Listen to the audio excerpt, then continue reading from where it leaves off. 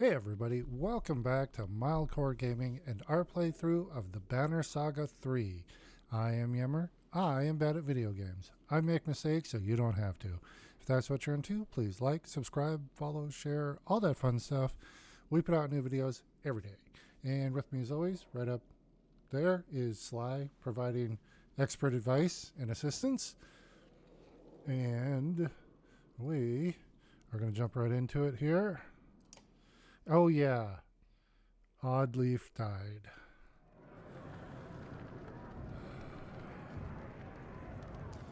So here we go.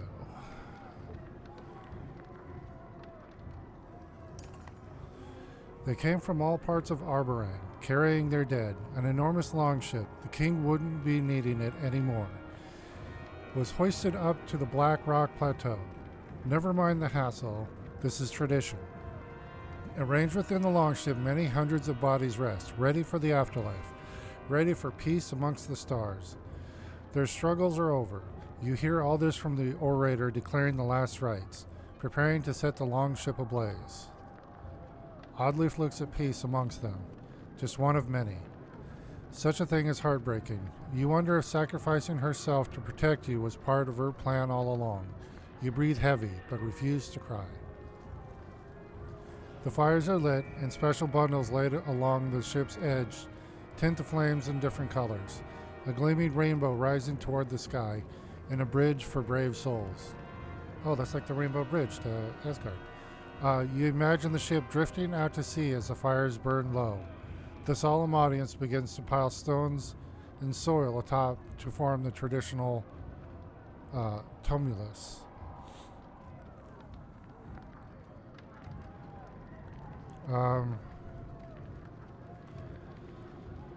We're gonna say a quiet prayer to ourselves. In a low voice, they say all the things you wish you could have said, and somewhere down deep, you know that in your prayer, you know that your prayers were heard and understood. It is some small comfort. Aleo puts his hand on your shoulder. His eyes are red, some combination of drinking and grieving, but there's a smile on his lips.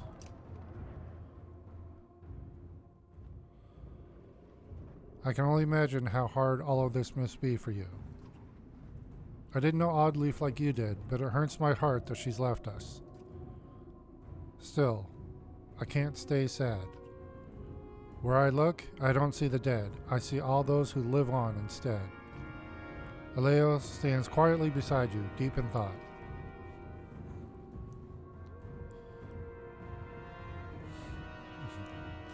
You can't help yourself from rhyming, can you? Aleo looks slightly embarrassed, as if you caught him indulging in a vice. I'm sorry. I hope I didn't come off as disrespectful with what I said. I've had a hard time putting it to bed. Did it again. When I was a boy, my grandmother was a famous seer in our small town. I was in awe of her. She claimed the gods never died, that they still spoke through her. Others would come from far away to hear their fate or to feel close to them. Sometimes I would listen through the wall to the amazing things she told these people, even though it was forbidden. She knew, before she died, she told me a secret. She said she made it all up. I got upset. I called her a fraud. But she explained that just because she made it up doesn't mean it wasn't real. The stories we tell are just as real as the things we see and feel, she said. Then she died. I remembered those last words clear as a bell, and I began to make up stories of my own. Eventually, it became hard not to see the world as a story. And you're always writing one in your head. When I felt afraid or upset as a child, it helped to imagine myself as someone else reading my story. Like the gods were looking down and seeing that I can create things as well. Anyway, I'm sorry about all the rhymes. I'll try to keep them to more appropriate moments. Aleo stands quietly beside you, deep in thought. I guess it's time we moved on. I suppose we must. The menders shouldn't be left alone on the walls, and there's already a murmur spreading through the clans of not enough food to go around. Sometimes it feels like too much. The true hero comes reluctantly. Though we move on now with shuffling feet, our hearts will be forever incomplete.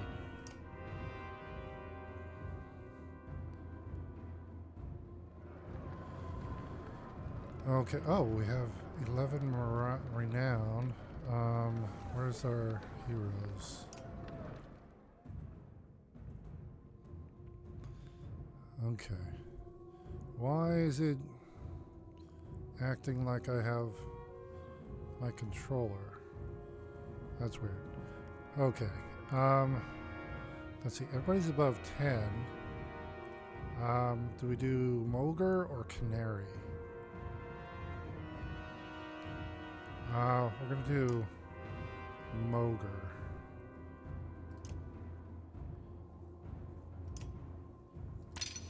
Okay, and then we don't have any in. What's this? Avoid a strength attack. We'll avoid a strength attack. There we go. And then, oh, don't have enough for that. Yep. Okay. Whoa, he can still promote up? Oh, wait. Did we not confirm that?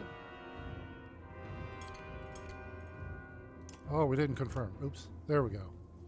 Whew, good thing I caught that. Okay, and he can still level up 1. Okay.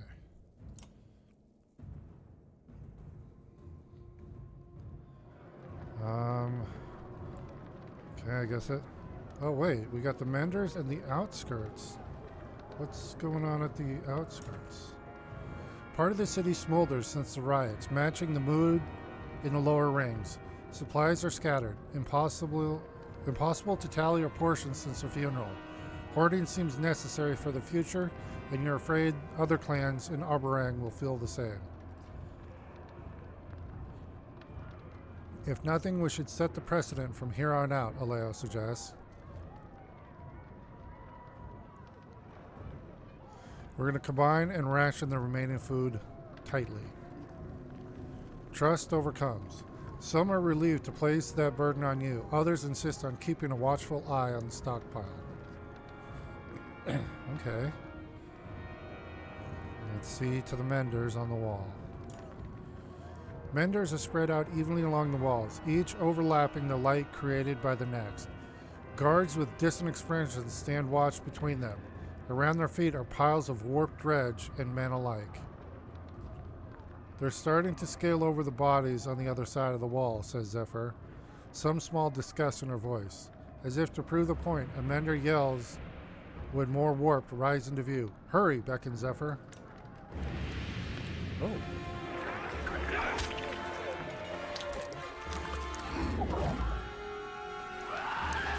Oh no.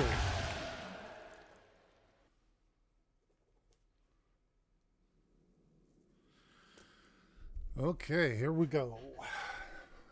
Oh yeah, we got Bastion.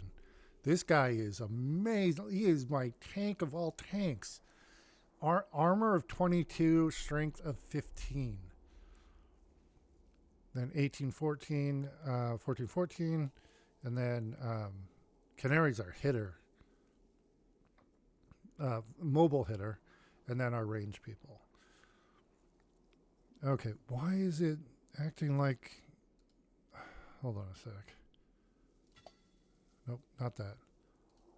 This. Okay.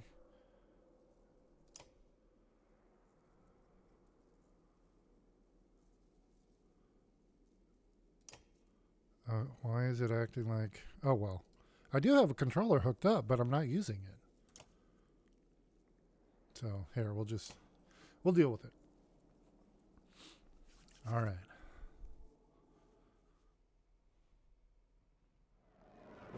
Oh, interesting. We're on a... Oh.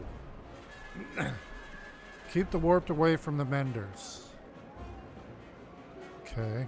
Easier said than done. Okay, this is a little interesting here.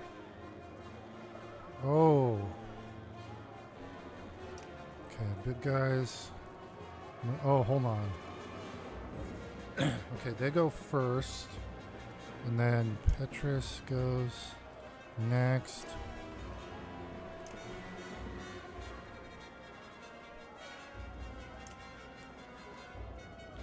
Okay. So, actually, hold on, wait.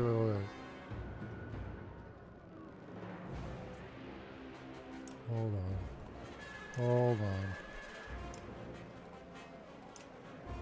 What if we go... Well, they're still bunched up into 4, but...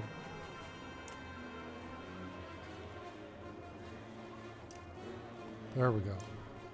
I feel a little better about that one. Okay. Okay. 1713. Okay, that... Oh, 1719? Okay, yeah, we're gonna have to get some poison on those guys, but... Alright, here we go.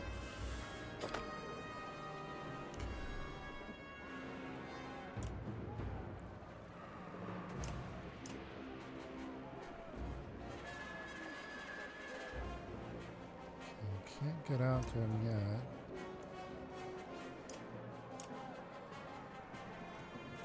Oh, they have a horseborn.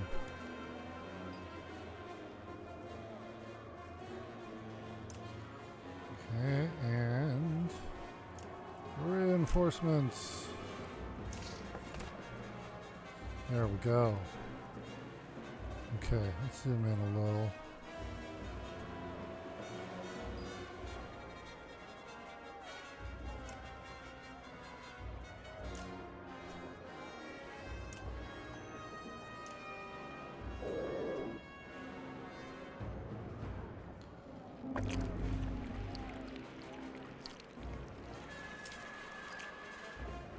Okay.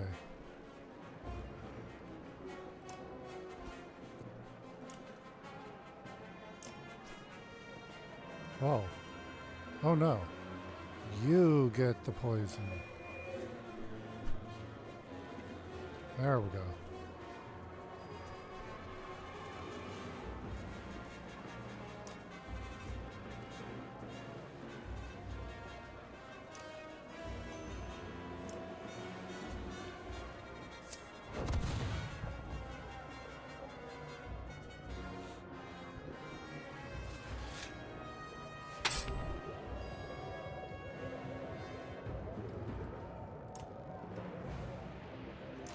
Gonna do a regular attack for now.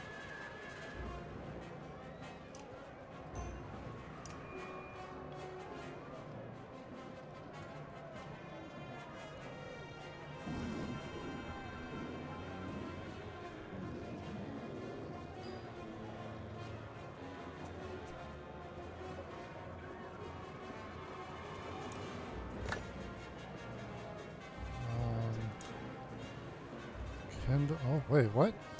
Kindle. A shield slam knocks back all adjacent units.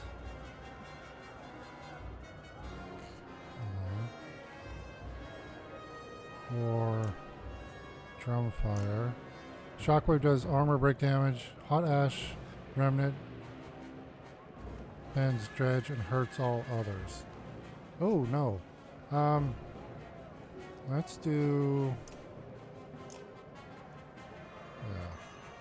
I don't know if this is going to hit our guy, but...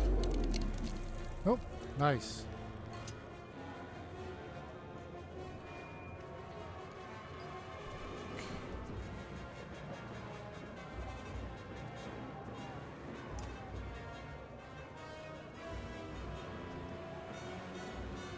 You know what? Hold on, let's just...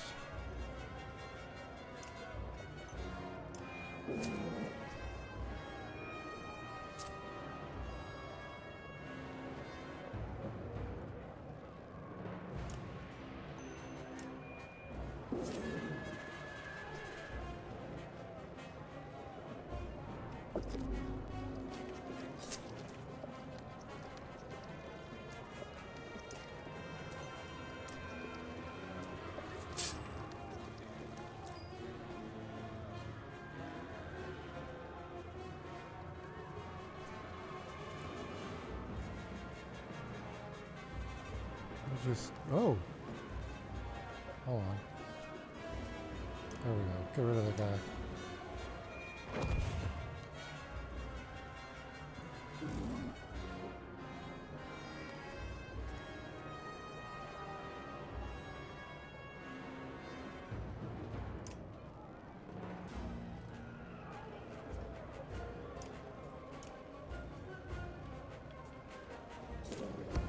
There we go. 3 left. Oh man, this is a multi-fight.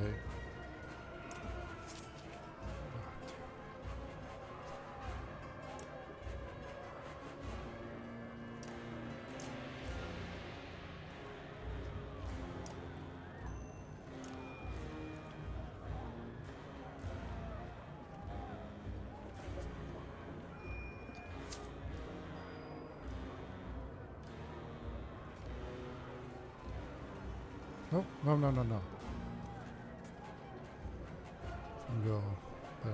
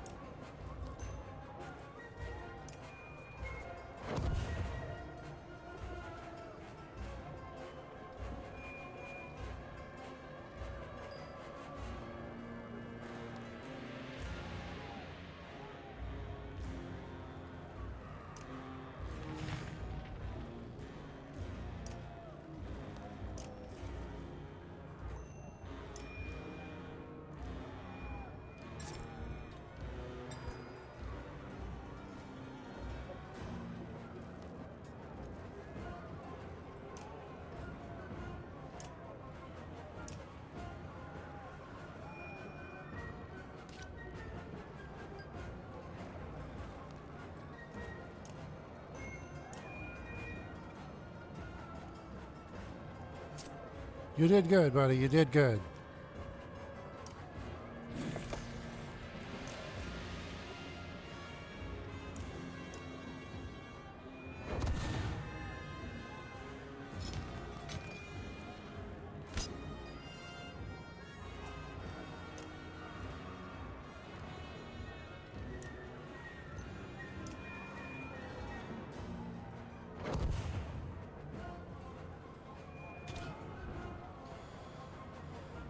Oh, yeah, we kind of have to do this.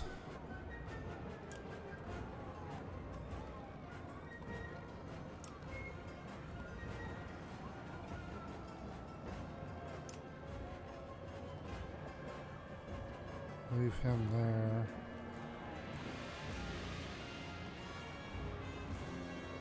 Oh, wait, what? No, you...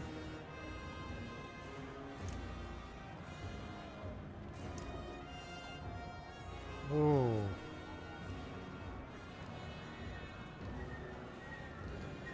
You know what? We can do it. Actually, I'm going to move her. Yeah, back there. All right, let's do it.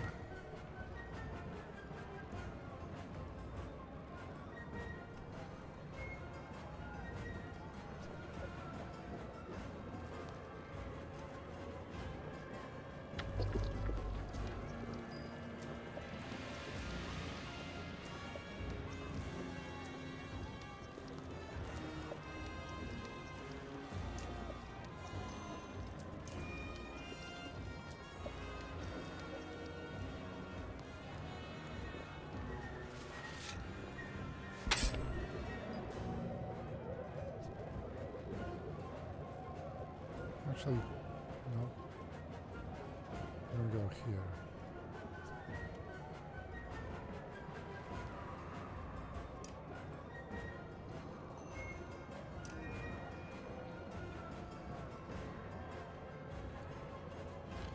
I'm trying to pin these guys in, kind of.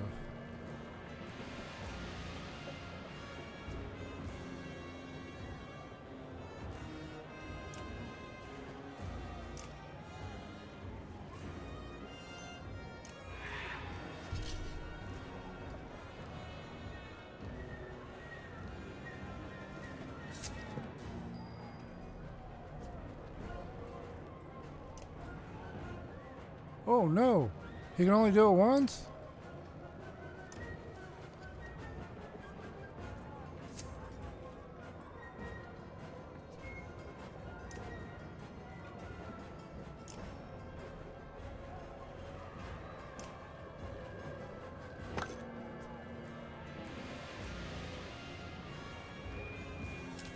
Oh.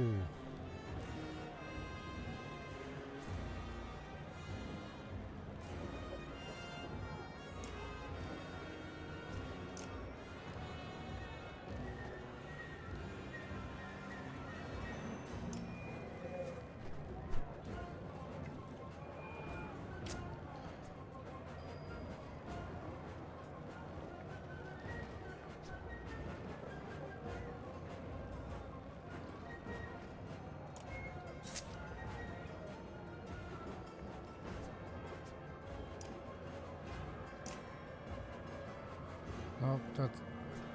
Hold on.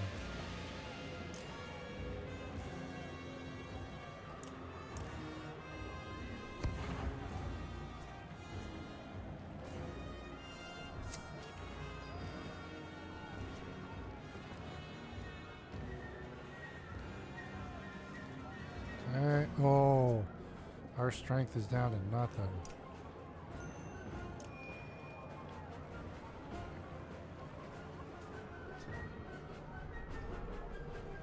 Oh. Where's Monger?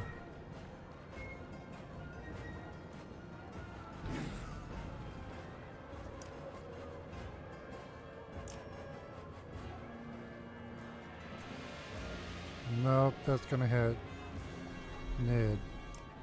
So we'll do...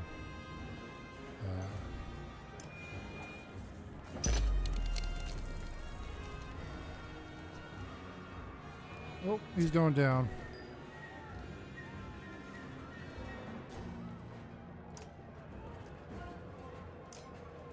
Oh, wait. Can I pin him? This guy. Oh, damn, that killed him. I just want him to not move.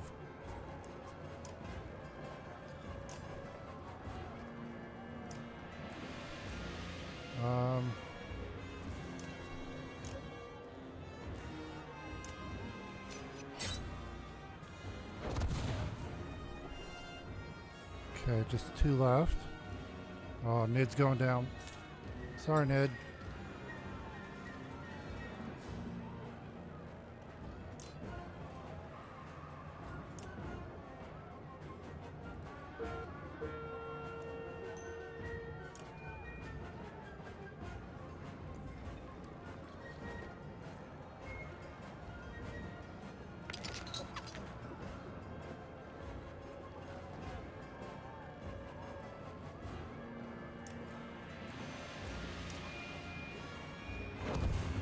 Nice.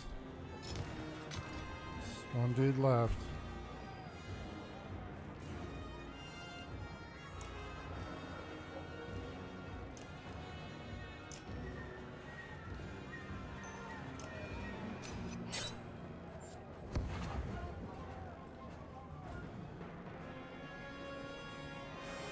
All right.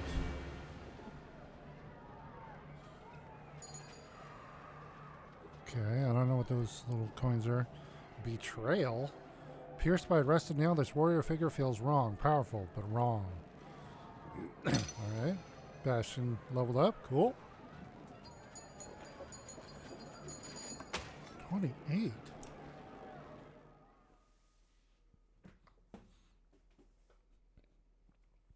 Zephyr says, sometimes I have to wonder about humanity. We're barely holding the walls, and all the clans can manage to do is rob and kill each other. Captain, my menders need more protection on the walls. Petra says, you have as many men as we can spare, Volka. The rest are on the streets. Our barang isn't worth saving if only killers and thieves remain. They look to you. You realize that whoever is put in charge of the walls may be in serious danger.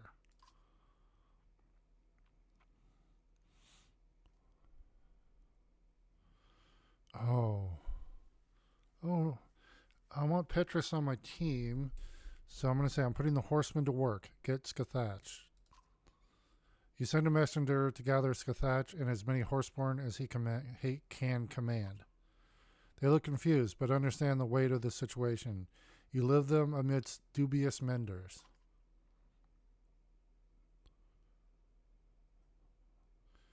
Okay, we have 44 renown. I'm going to level up some people.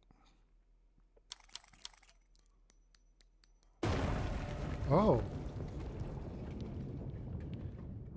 Okay, so we got 6 more days. Oh my gosh. That's not a lot.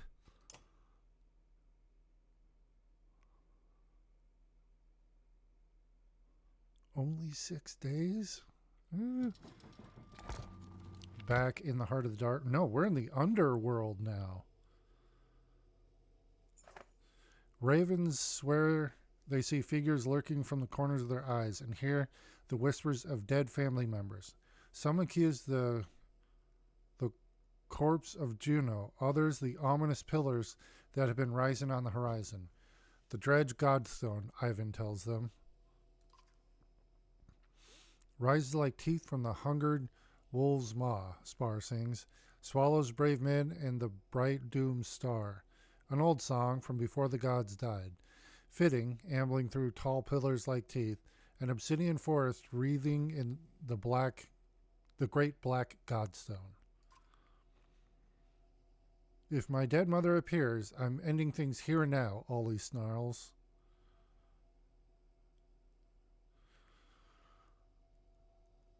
We're going to make a joke at Ollie's expense. If your dead mother appears, you begin, but Ollie stares murder at you until the joke curdles on your mouth. Spar cackles like a mad hen. Nobody else dares. Could have gone worse.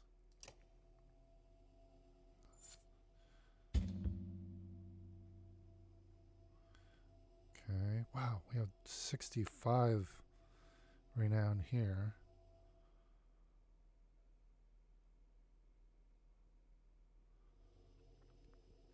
Okay, so a Godstone here.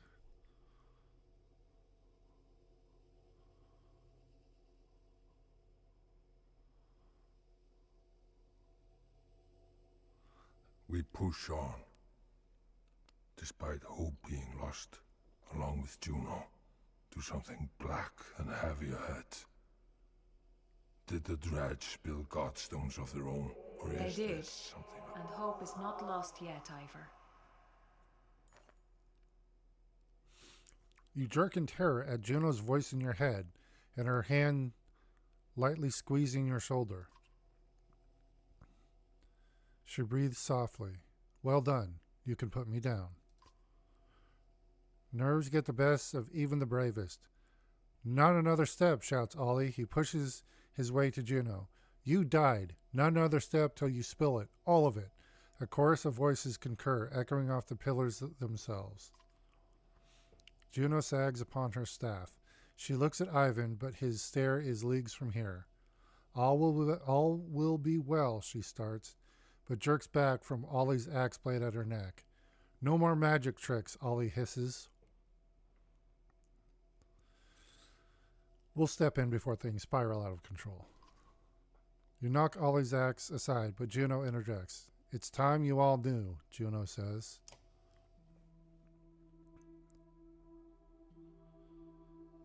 This will be more easily shown than told.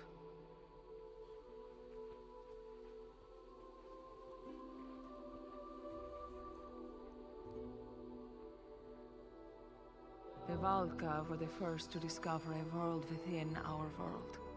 The inner earth, with its own lands, people, and sun. A source of power far greater than our own. Ivan was the leader of the Valka, brilliant, born with a mind devouring itself. I studied in secret to heal those wounds, and in time, we grew to love each other. But meddling with minds is forbidden, for reasons already clear to you.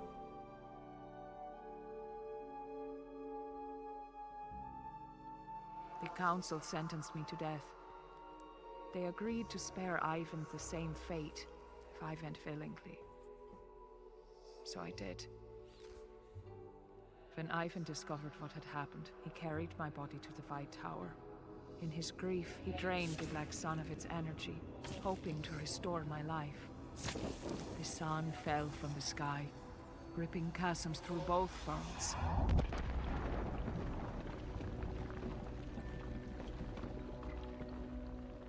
The serpent slithered out from its shattered egg, half-born, and the darkness within spread.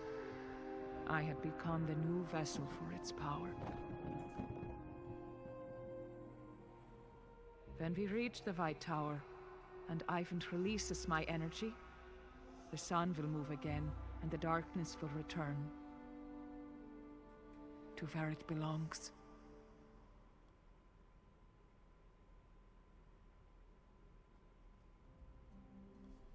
Okay.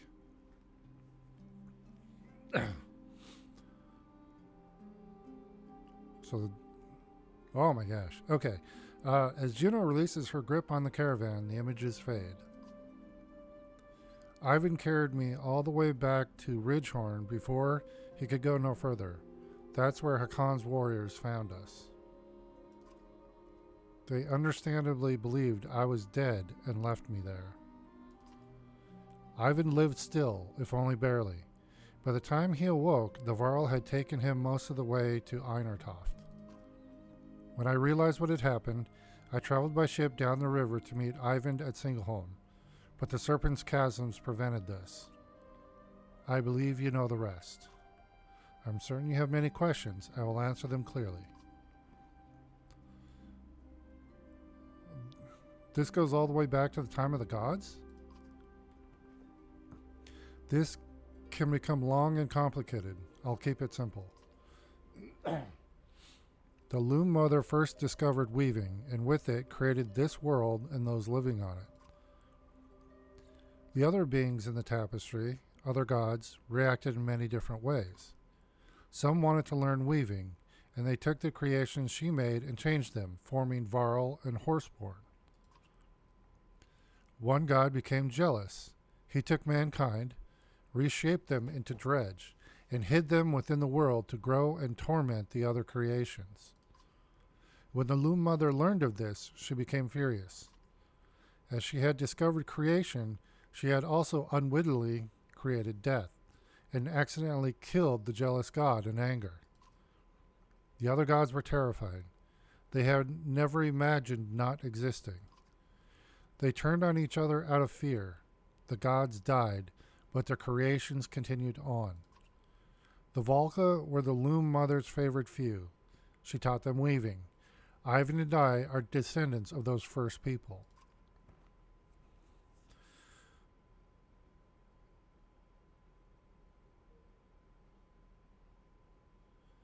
What does a serpent have to do with any of this? I'll admit, even I was uncertain until recently. But the easiest way to understand is to imagine an egg. The serpent's egg was made inside this inner earth, a black sun mirroring our own. Within it, a serpent would grow slowly over the ages. It was put here to eventually swallow the Loom Mother's creations, a cruel trick to destroy them in secret. When the black sun fell to the earth, it cracked. The serpent and its power spilled out, well before its time. Ivor says, everything happening now is because of petty grudges between the gods? She says, in a way, Ivan unwittingly did us all a favor. If the serpent had grown to full size, well, at least as things are now, there may be a chance to reverse it. Ivor says, I'm not exactly bursting with gratitude at the moment. Understandable. If the dredge were taught by the Volca, why are they attacking us?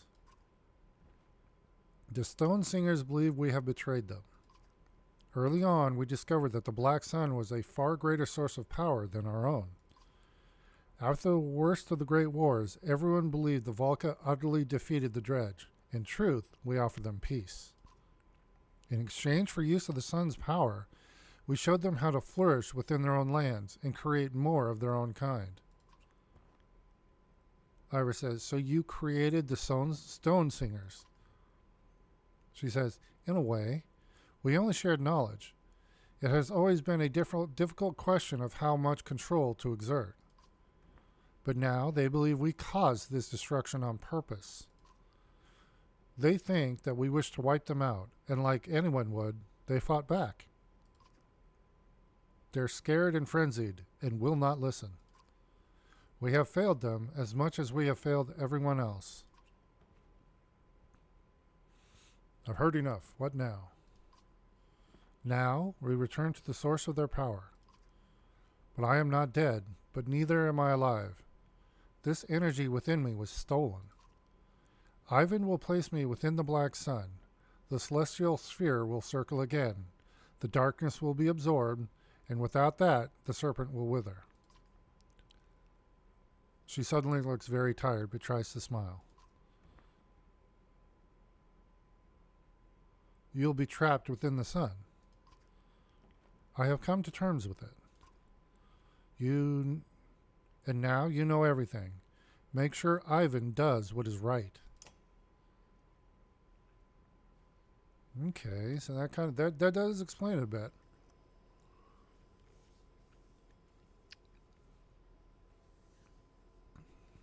Oh, it's a big arm.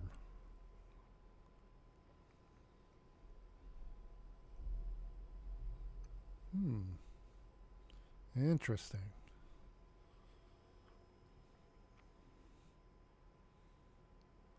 Oh, that's a big guy. Okay.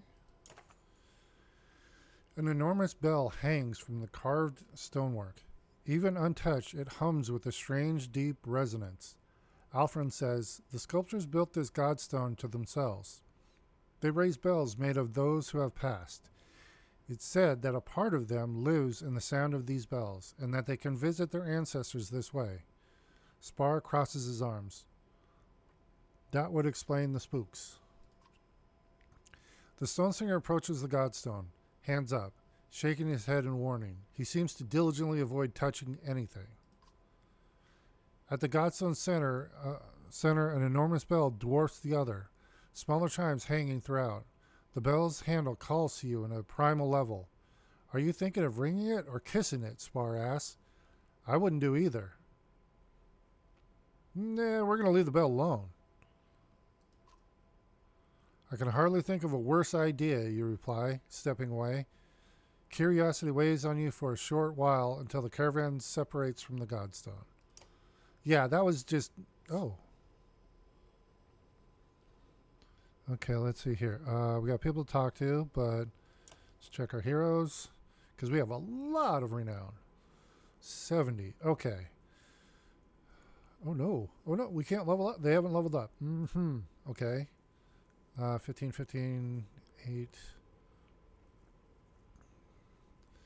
Oh, yeah. Castaway brings out bugs. Eric does... He's got his bear. Let's see. Can we do... Okay, I just want to make sure our titles here are... Wait, the hopeful? Good last standing.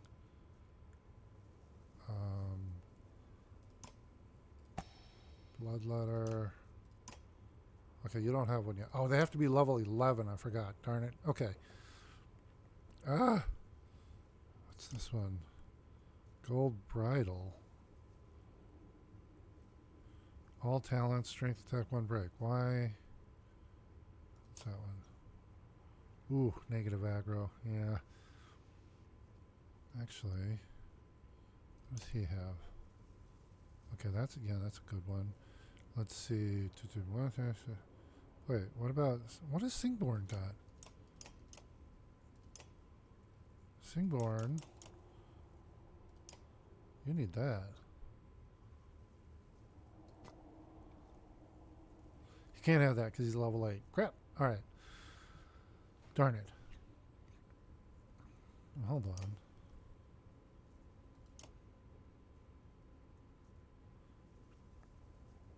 We're going to do this. And then we're going to give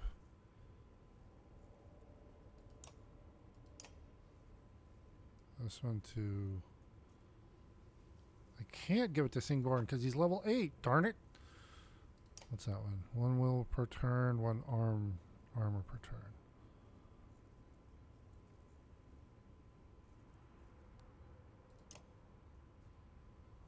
Actually, there we go.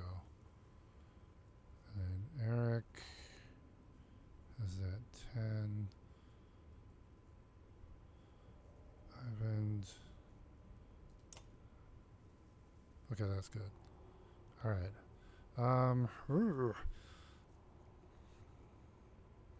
Okay. Jeez.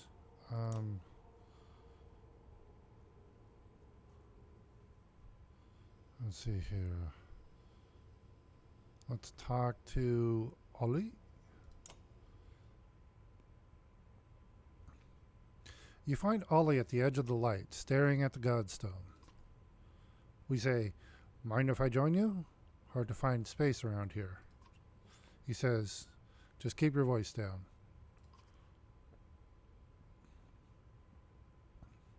That vicious, wrinkled Feifel won't share any of his drink, and my head hurts.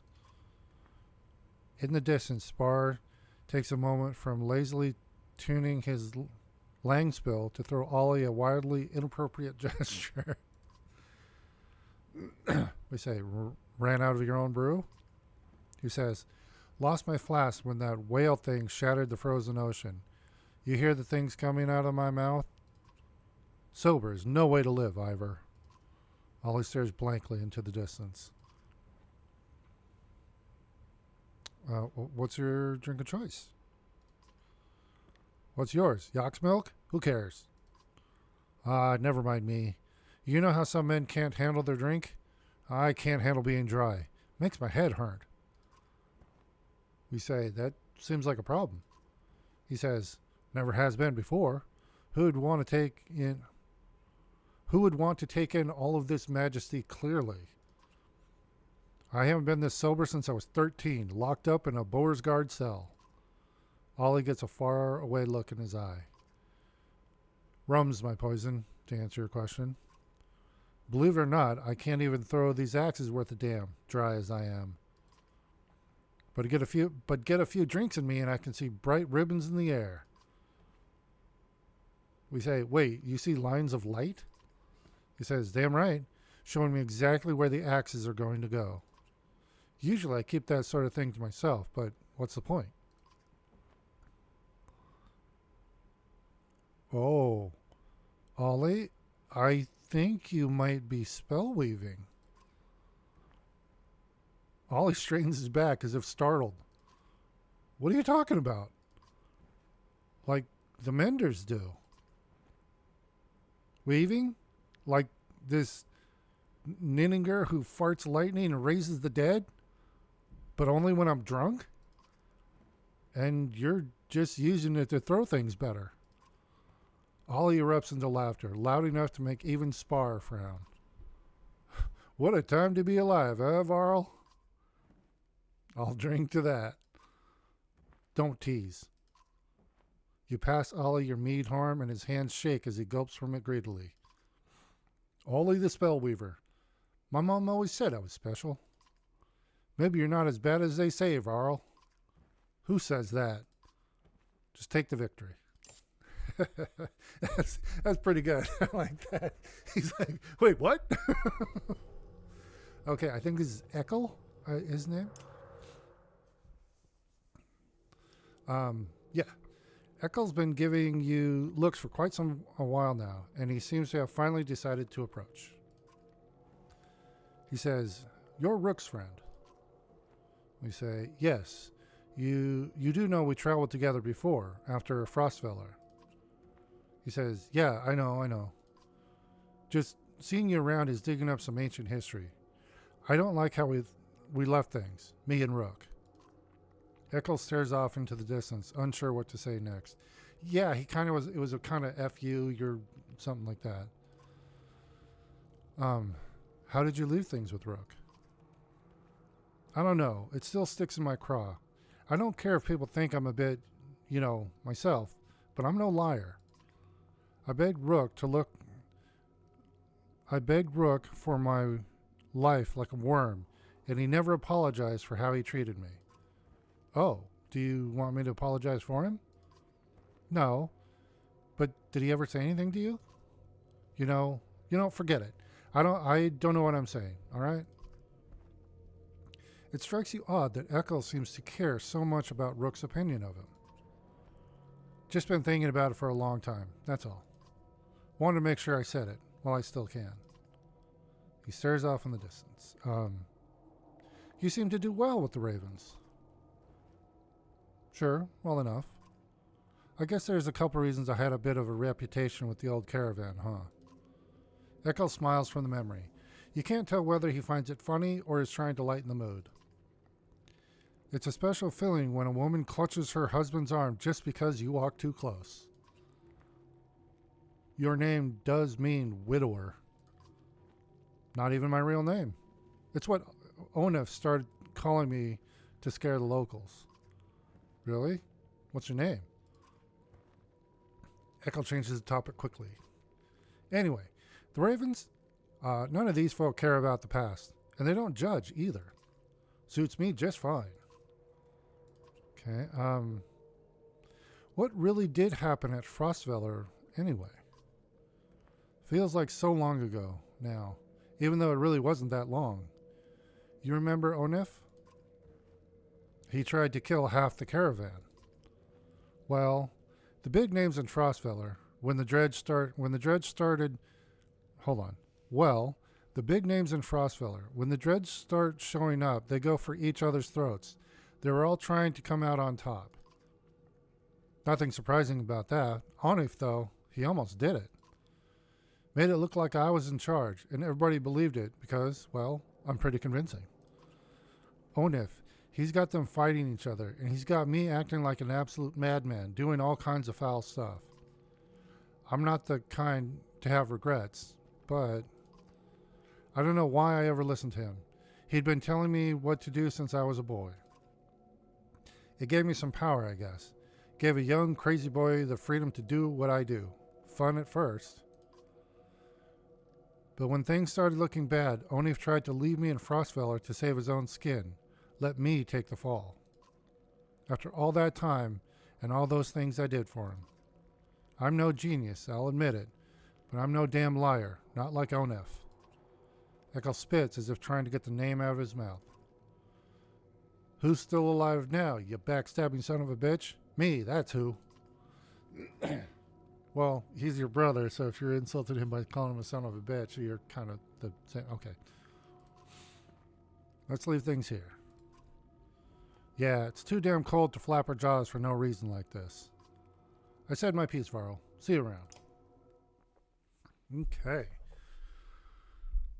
Hold on. I want to check our heroes again real quick. How close are they to leveling up? Okay, Max, Sigdorn. Okay, you need 9 more kills. Eric, 1. Castaway, you're maxed out. Ivan is going to take a... Hold on. Ivan, he can heal armor. Apostate's abilities only really work against Dredge. Or, hold on, the charismatic seeks out any, yeah. It's weird. Seeks out any Dredge, 2 rigs that implodes their bodies.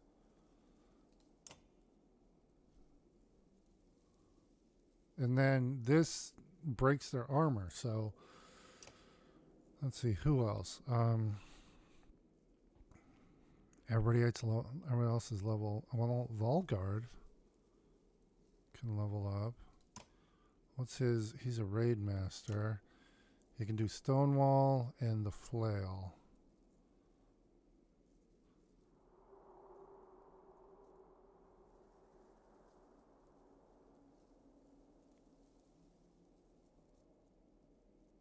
Wait.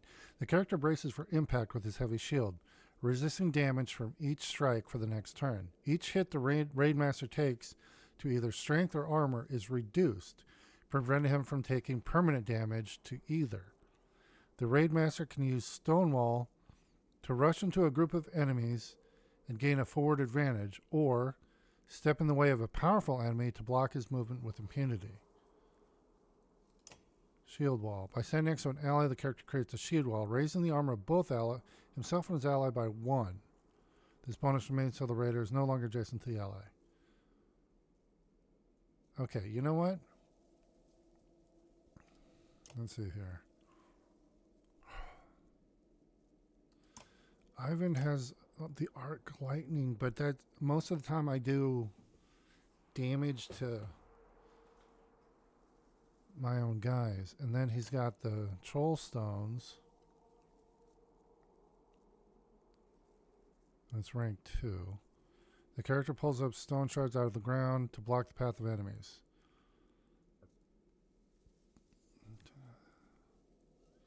They only do 1 damage. Yeah, I don't... Menders are able to quickly mend the field battle, restoring the armor of any ally within. The amount of armor restored is half of the Mender's current willpower. Okay. So I don't... What was Ollie? Ollie is an axe thrower, but he's got a shield. Axe Storm. The character lobs an axe at its target up to 4 tiles away, dealing normal strength damage if it hits. The character continues to throw until he's deflected or the target is dead. The first throw has a base chance to hit regardless of the target's armor, and each successive throw drops the chance to hit by 10%, but will never go below 20. Take heed, an Axe Storm's chance to hit cannot be modified by any item or talent. Okay, but if it's... Wait, the base chance to hit is 90%, so that's pretty good. Run through. The character selects a target and then runs through multiple tiles to reach them, causing 2 armor break damage to each character he runs through. Okay, and then he's got shield wall as well. So actually, hold on, I'm going to... He can only promote once. Who is it? Valgard is 1. So we do hold on. Do we do Valgard or Ollie? 12, 11. Hold on. Let's we're gonna promote him. Yep. Okay. And then do we give him the willpower? Yeah. Okay. So then we can do Valgard as well.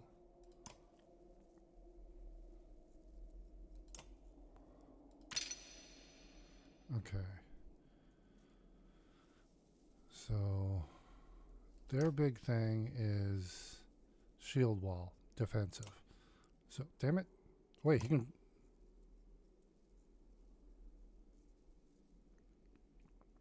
So he can level up... Okay. Resist armor damage. We're going to do that.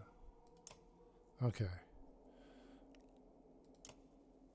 So Ollie was 12 to 11. 12 to 12. So we'll do that.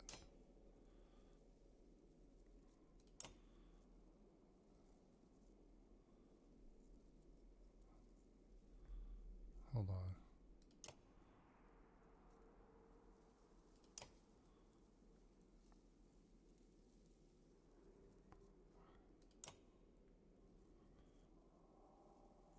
Okay, all right.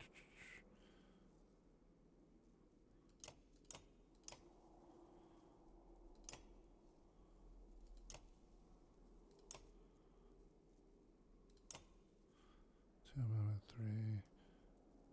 We'll do that. All right. But he is going to be moved up. So 12, 12, 16, 13, 17. Okay, so we're heavy on defense. but they're strong too. So, okay, what was this? Ollie's Lucky Flask. Oh. Oh, shit. I'm going to give that back to Ollie. There we go. All right. Okay. So, with Eric, I think his bear, when the bear gets kills, I believe they go to him. I'm not sure, though. We will see, because right now, he only needs one more kill to level up. All right. All right, let's see. Oops, wrong button. All right. Oh, we cannot rest. Okay, I think that's it. Yeah, we've only got 5 days, so no rest. And we got great morale right now, so should be fine.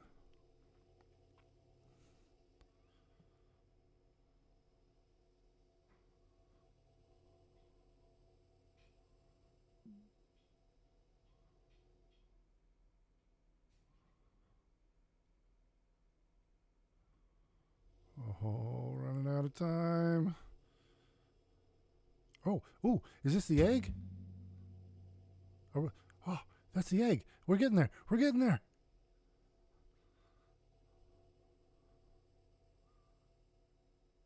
Are we going to be able to do it? Any of you ever tasted Thistleberry mead? Spar blurts out in the midst of a deep and oppressive silence. You're all some grim company lately. I could really go for some Thistleberry right now. Others mumble in agreement, but someone passes around enough strong drink to spread around. Soon they're trying to one-up each other about what they plan to do when they return to Arborang. Wait, have we stopped? I think we stopped. No. I'm going to let them talk, but I'm going to tune them out and keep focused. They go on for a while, spinning bright yarns in dark places. Thankfully, it draws no attention, but it was right to stay vigilant, just in case. Okay, cool. I think I made the right choice there. This is going to be real close. Why is it warmer right here? And why does this part look different from the rest? This is, hold on. Oh, did we make it? Soaring shards of smoky glass just askew from the ground, as if flung there. At first, it looks more of the inner Earth's strangeness, until you realize that these are splinters of the black sun. Images reflect off these mirrored surfaces, creating an illusory army of ravens as you walk through. Hold on, says Ollie. I thought this place was bad before. Now there's 6 of ditch. The nauseating, sweaty warmth still radiating from the fragments has everyone eager to pass through, except Ivan. He has stopped at one, with his hand pressed against the glassy surface, looking at his own reflection.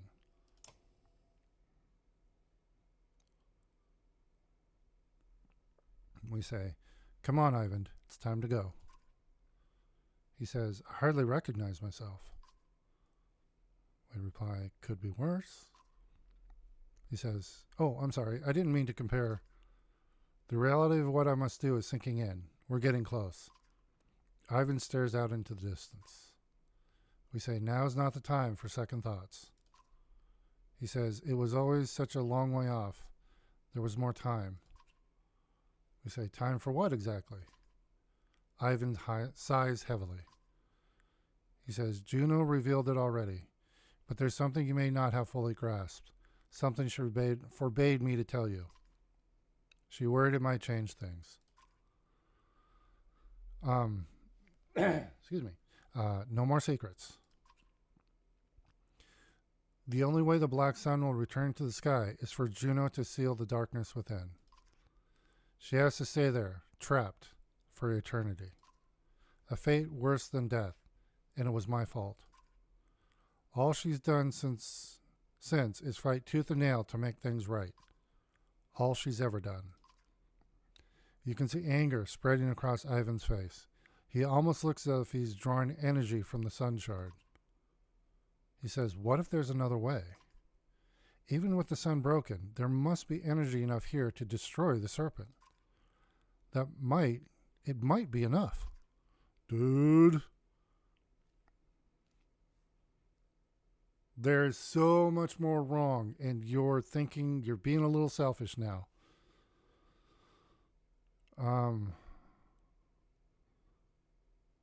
Because, yeah, the darkness is spread.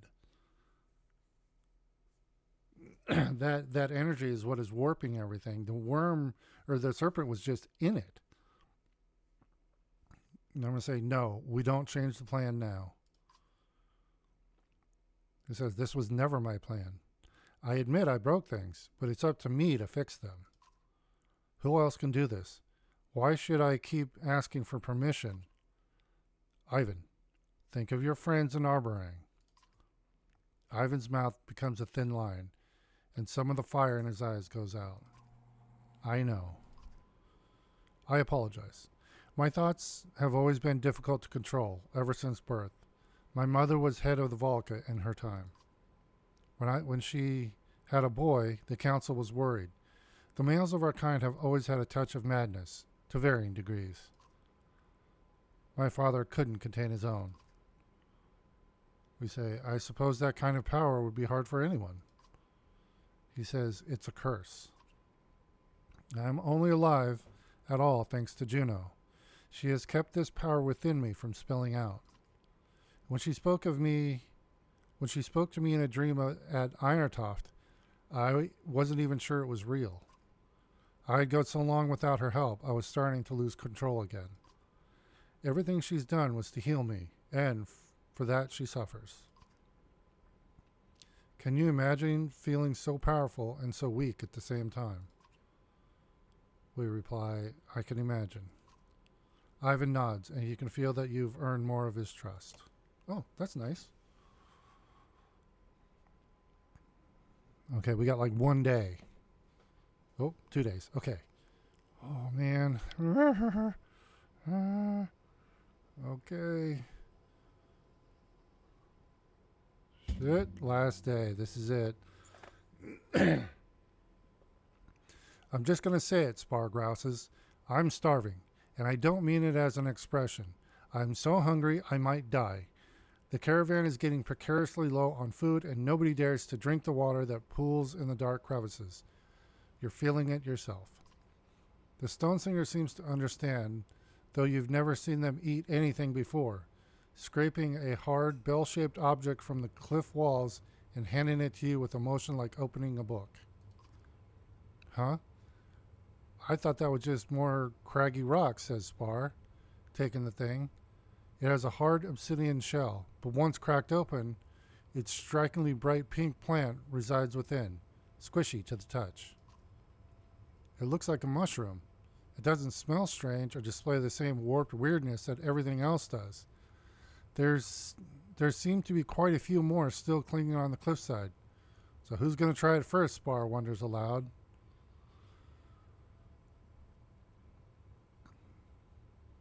Well, I'll just ask the Volca. She's lived down here.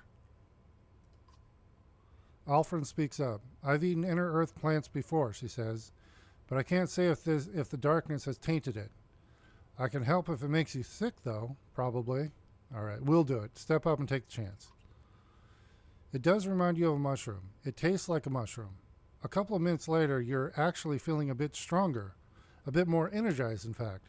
The others cautiously gather handfuls and eat as much as they dare. You swear the caravan moves a little faster than before. Oh. Okay, still got a day. Oh, no. Come on, come on, come on. Ah, fuck. And keep a friend company? Alfred beckons during a short rest, patting a lonely rock at the caravan's edge. Innocent enough, but you see ulterior motives on her face, brighter than the white tower in the distance. All right. We say, you have something on your mind? Alfred says. You, Ivor. It's funny. I should hate you. Many sculptors are my friends, and you are who they tell their children to fear. But they don't hate you. The more about you I know, the more I like you. We say, is that really what you want to talk about? She says, straight to the point. Ivan and Juno, they trust you, don't they? But I wonder if they have earned your trust. Do they have yours? Of course not. Now, Juno, she may be weaving little truths, but step back, look at the whole tapestry. They wield terrible power. Perhaps you've noticed? It's exactly why they made the Order of Menders. Ah, look over there. We're only healing the sick, building houses. Pay no mind to the madmen on ivory towers, turning the world inside out. I've considered it. Come closer. Ivan created a feigned immortal. Can you comprehend? Juno cannot die. But that wasn't their goal, was it? What is immortality without power? Misery. No, I think they're trying to make a god, to make themselves gods. Don't tell me you believe they've come so far just to undo it all. What are you implying? Not to sit back and let it happen. That should be clear. Say nothing now. I'm not asking for your promises. But a time will come, and soon, I think, when you'll see the truth unfolding before your eyes. When that time comes, look to me. Trust your instincts. Juno and Ivan are not the only ones who know how to twist the threads. I will make certain that what they claim to be doing is what is done. I've got to live here too, you know. Oh, great. Put doubt in my head. That's true. She can't die. Last day. Oh, I don't think we're going to make it. Oh, no. A distant rumble approaches, and all the things that could be race through your mind. Someone shouts, "Earthquake!" as the ground bucks beneath your feet. Violent shaking peels rock sheets off the nearby cliffs. They crash around you in great billowing clouds of dust. Is everyone all right? You shout in the aftermath. I knew I recognized you from somewhere, Volgard shouts. He's swinging at Oli with clenched fists. This bastard tried to push me into the falling rocks. As the confusion and the dust clear, frustrated ravens are letting off steam with chants of fight. I don't care what's going on here, but it stops now. We don't need this bickering bullshit. Valgard managed at least half-hearted punch to Ollie's face, but they push each other away. True enough, says Ollie. There'll be plenty of time to settle this later. Valgard spits. Count on it. That earthquake was no coincidence, Ivan says, changing the subject. Same as when the serpent carved chasms through the earth above. Be on your guard. Oh, we're not going to make it. And out of time. Shit.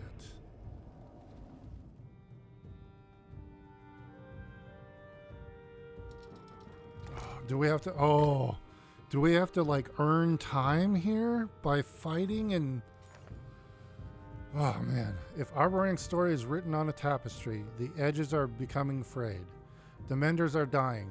A few to the warped, a couple to stray arrows, and mad revolters, one to exhaustion. Zephyr pulled them back to the next set of walls, the noose titans. Not everybody survived the scramble to safer ground, and you can see the lurching bodies of the fallen, just beyond the black veil, gone, but not dead.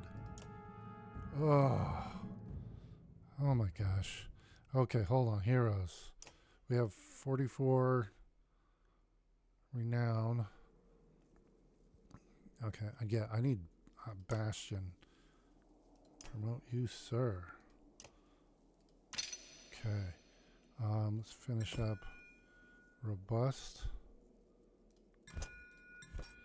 Okay. From that, are we...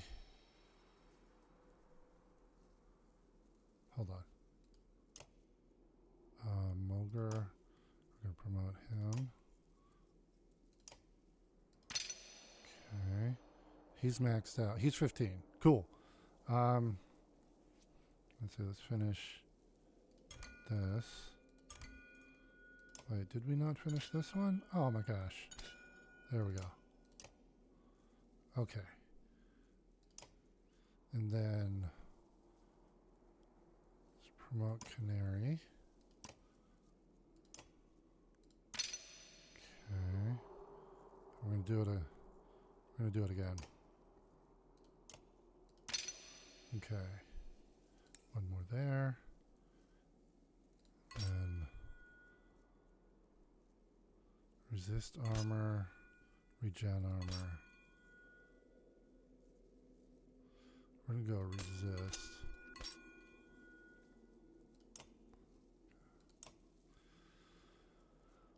Okay. And then, jeez, they can promote again. They're ready to promote again.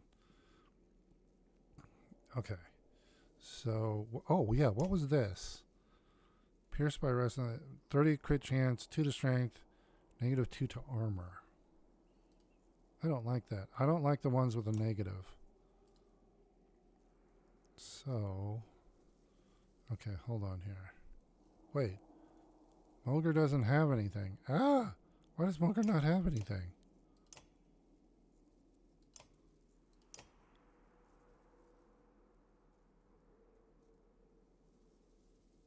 Hold on. +2 aggro to Mulger? Sure. 18. Wait, what is... -2 to strength. Or...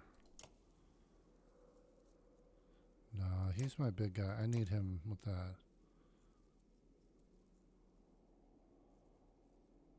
Okay. Okay. Yeah, I'm trying to...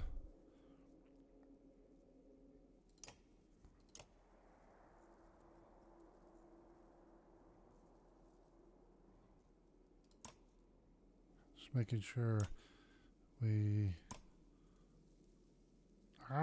like this. These got a point to spend, and I haven't spent it. So go here, resist armor or regen. We'll do that. Okay.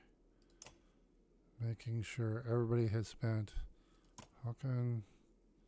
He can be promoted, but yeah. Okay. Okay, he calls. Okay, we're good there. All right.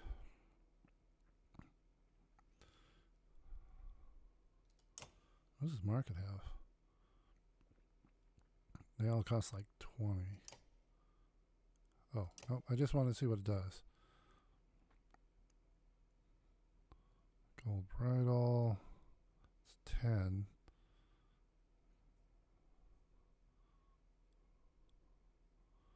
Yeah, these are nice, but don't have enough for them. Right, there's commons, wall, and houses. Let's go to the commons, I guess. Black soot billows up from ramshackle shelters and is spreading to bigger buildings at an alarming rate. Fire! Distant shouts confirm. Serves him right, you overhear a Varl say, watching from a safe distance. You realize he's talking about Ruga's loyalists, who scrambled to save their own things from a fire they probably started. No, we're not. We're trying to win hearts and minds. I don't want to. We're not going to infighting. We're going to rally able bodies to help put it out. A few brave hearts join you, creating a chain of water buckets. It's water you doubt you can afford to lose, and worse, you don't seem to be making much progress. The fire continues to spread. I'm going to double down and get the Varl involved before the whole city burns. The Varl hate fire, that much is clear.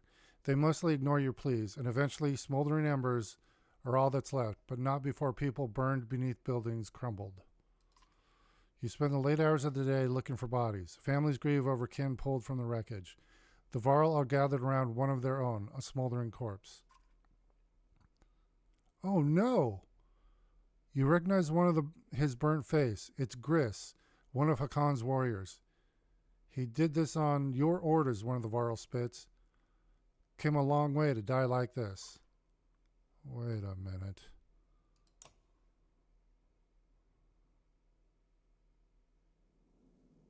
Oh, damn it. I don't like that. Alright, that was the commons. And we've got... Oh wait, another commons. Or no, that wasn't the commons. That was the other area. This is the commons. A livid crowd of horseborn confront each other. You recognize Canary and Deirdre amongst them. At their hooves lay victims of the spat. Canary is waving her javelin threateningly. You can't be certain what has sparked them this time, or who is to blame. We're going to try to find out what happened and put it to rest. Conflicting stories remind everyone why they're upset. Canary shouts loudly at Deirdre in her own language, her own tongue, who responds with a dagger. Canary is a better fighter, and it turns the blade back on Deirdre. What? The crowd panics. Horseborn trample anyone in their way as they beat a path. Amongst the bodies left in their wake is Deirdre, poisoned by her own blade. Oh, you never find out what happened.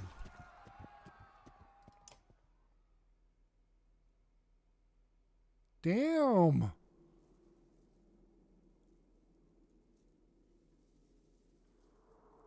This sucks. That was either Deirdre or Canary. I was going to lose one of them, probably. All right, let's go to the wall. Come quick, says a bloody guard. He leads you up the wall to the menders, worse for wear. The warps pouring out of the darkness are still mostly dredge, but now you recognize more and more of them as Arborang's clansmen turned into nightmare creatures. You begin noticing a pile of dead guards and a panicked mender holding his light against the approaching warp.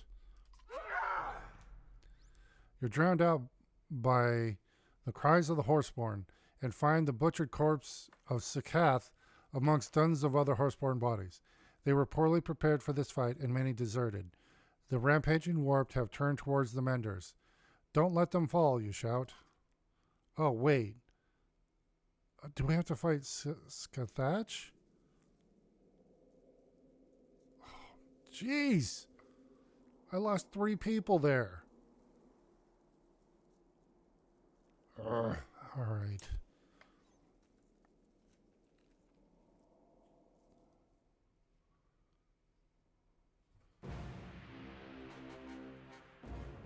Oh, Varl? Oh, man, and Horace. Okay. Let's see here. Want you in the middle. Let's bring you over as well. Here's shield.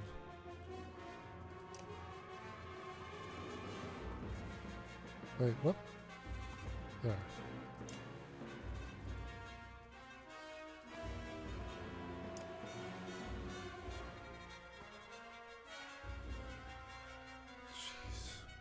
That's a lot right there. Okay. Actually, hold on. I need to make sure. Yep. Nobody is behind him.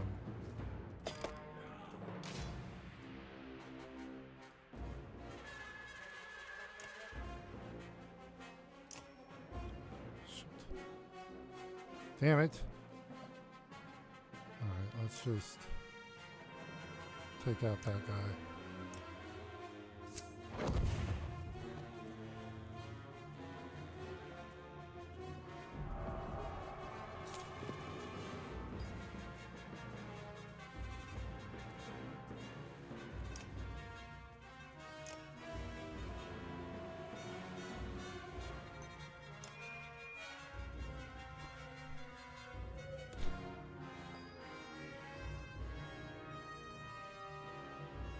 Actually, gotta...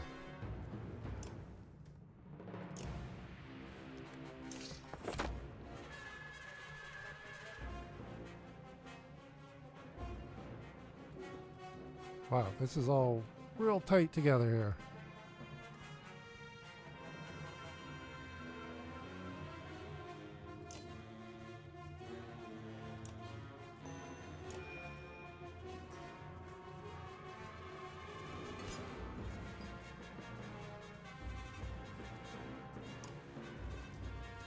Okay. And we'll do poison on this guy.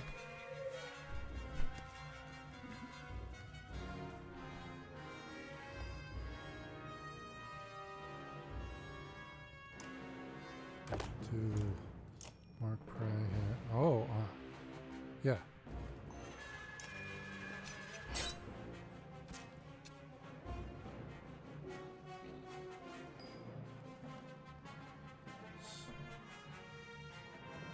There we go.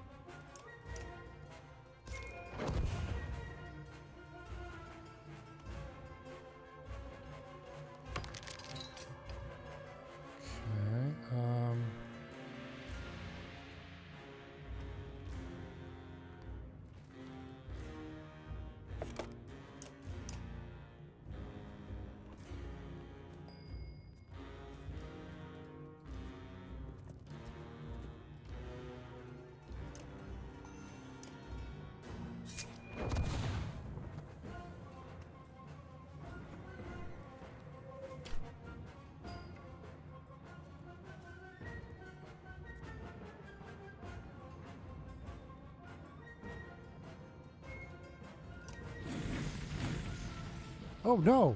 I thought that was a soldier guy, damn it.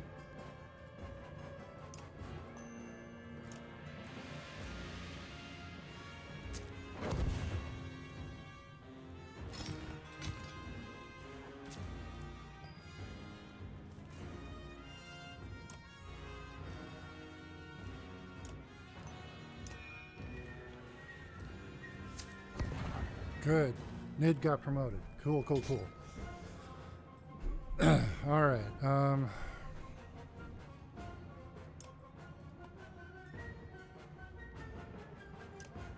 you back over here.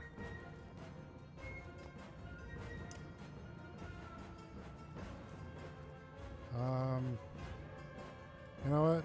We're good.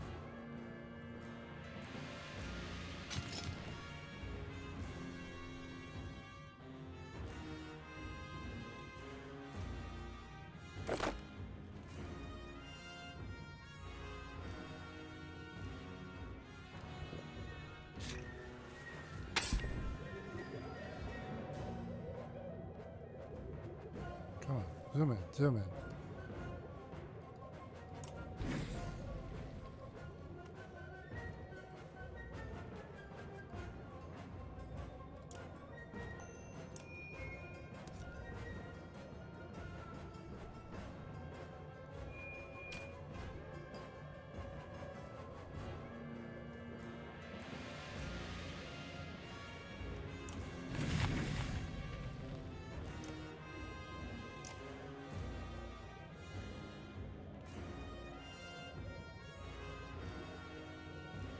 How do I tell it to do it?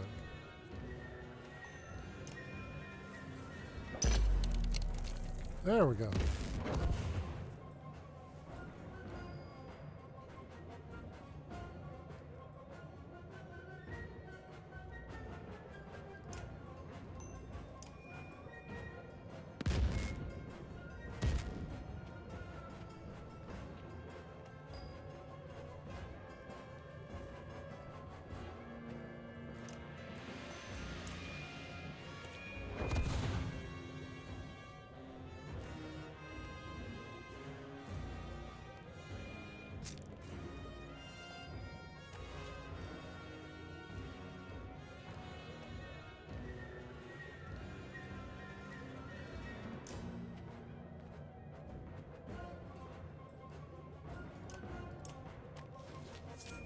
Wait, oh.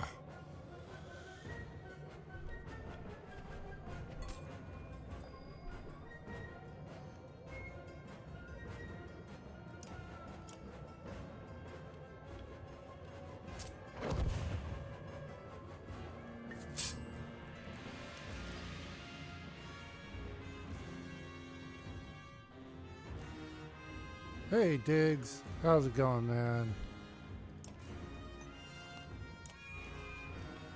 Thanks.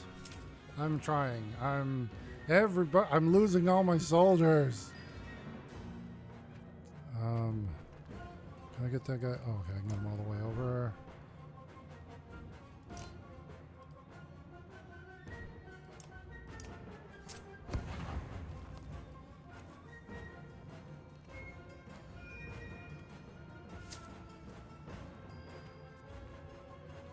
Okay, there's just the two guys.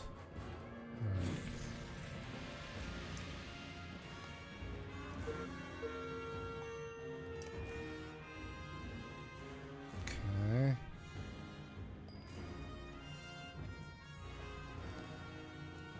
Okay. Oh. Shit. I've made it so this guy can't hit anybody, so take a rest.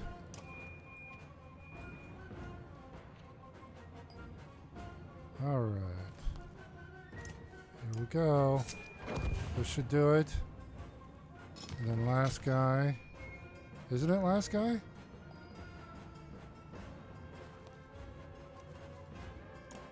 Okay. And that's it. Nice. And we got an item.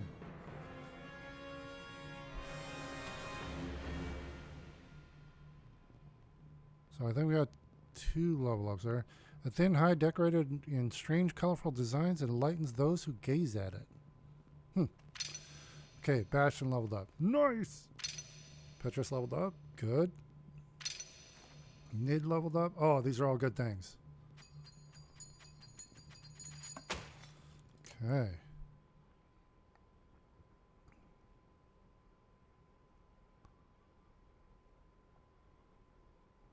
So 39 renown.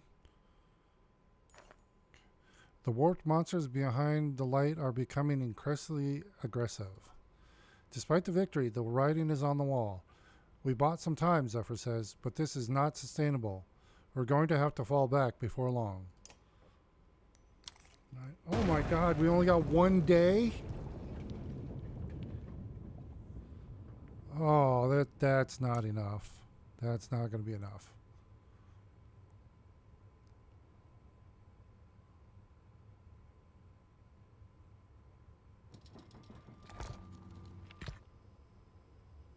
Not enough. Wait. We say, stop the caravan. The ravens reluctantly take the moment to catch their breaths. That bellower is on our heels. We can't just ignore it. We all know how this is going to end. Alfred says, you know what happens if we make a stand against bellower. We say, if the serpent awaits us at the tower, then we'll have to face it with bellower at our backs, and that's no option at all. Krumer says, I've always wanted to meet bellower. Seems like the time. Who else wants to see a legend in action? By which I mean me. Sigborn says, I'm tired of walking. I'll make a stand. Ivor, we say, you won't come back. Who's going to take you there anyway? Alfred says, I'll go.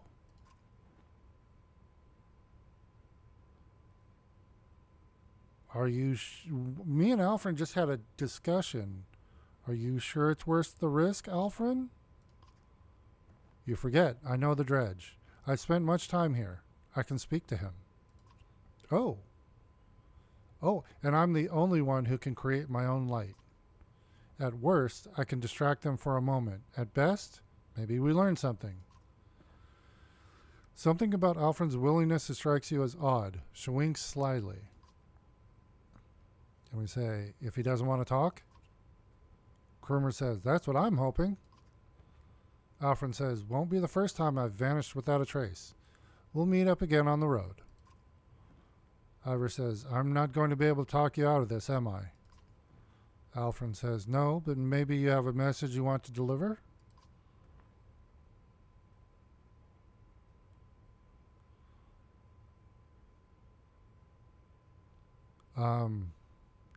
Honestly,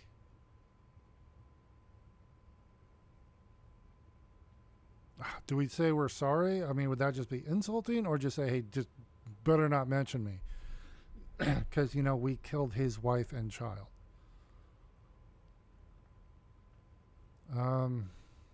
Honestly, better if my name isn't mentioned. She says, you're probably right. Alfred conjures a light of her own. Juno watches but makes no move to stop her.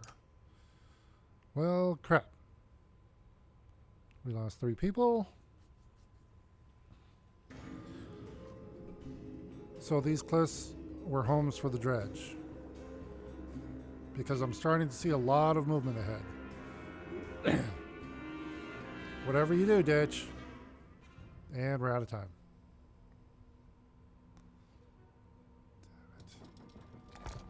Oh. Okay, back to... Oh my god, I'm not going to be able to do this. Armies have crashed against the steep black cliffs of Arborang before, as the warp do now. You retreated again, but it was costly. Thousands more dead, but necessary. Banshee wails went on long into the encroaching night, but the black rock wall has never been breached, the menders tell you. Even with so many slaughtered, space is scarce. Aleo nods when you tell him you're going to get some air. Outside the crowded gathering halls, survivors camp in different clusters atop the black rock. You wonder how many families sewn upon your banner are just memories now. Then you note how strange the silence sounds. The clans have lost their taste for troublemaking, and even the warped have withdrawn. Maybe you're safe up here. Maybe the menders are right. Okay, let's look at our heroes. We got some level ups. So definitely gonna promote.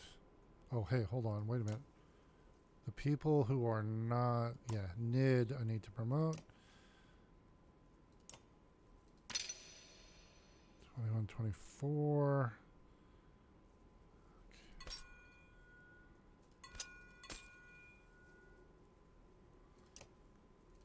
Okay. 20 left.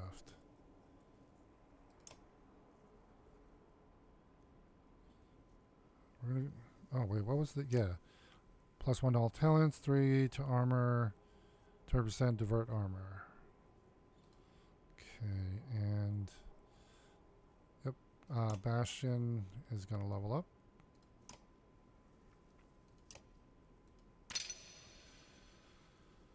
All right, how much does this cost? Oh.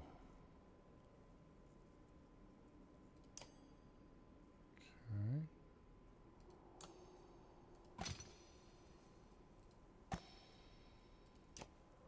Needs 10.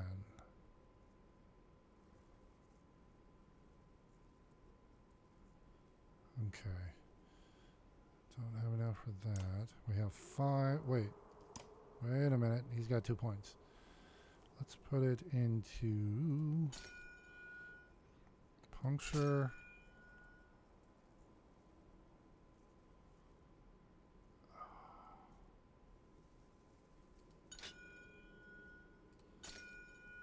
Let's see here. What's void strength?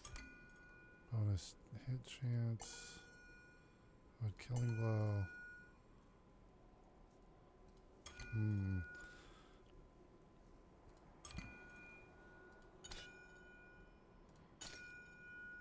We're going to go with puncture. Okay, he is maxed out, level 15.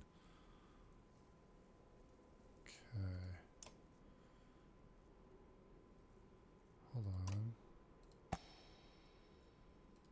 Oh, takes 15. Darn it. What about Mogre? Yep. Darn it. Okay, so That one I don't like because it's 2 arm. This was 9. All talents plus 3 R. What does he have?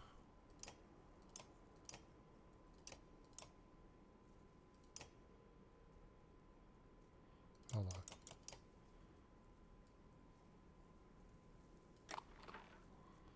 There we go. Don't like that. Don't like that. So Mogre.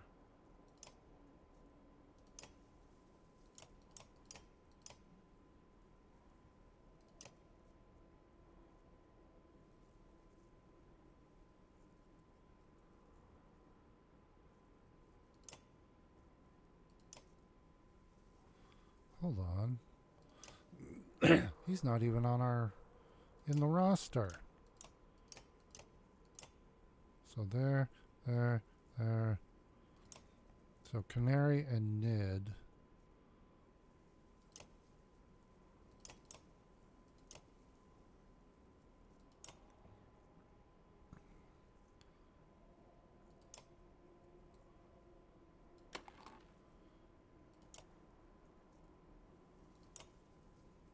Actually, crit chance for Nid is good.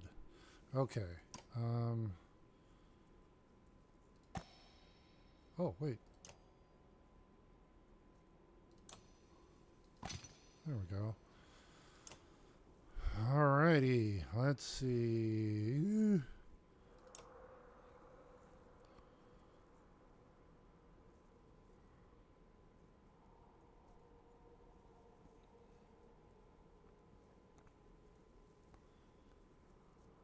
Come on.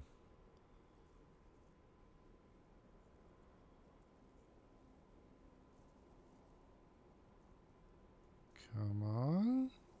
No. Don't crash on me again, game. Well, it's still saying it's loading.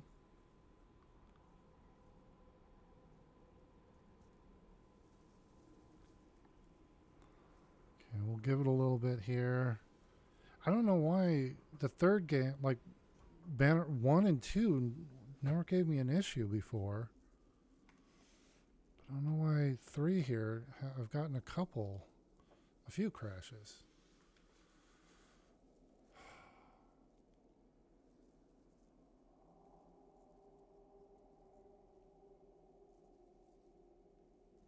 Darn it.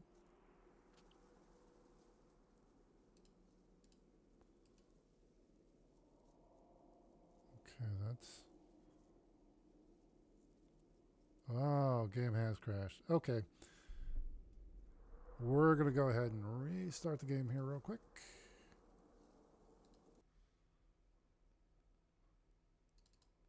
Sorry about that, everybody.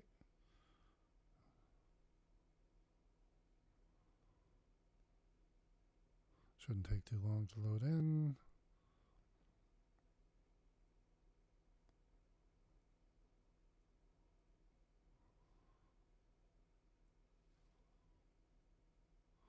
And hopefully it doesn't set us too far back.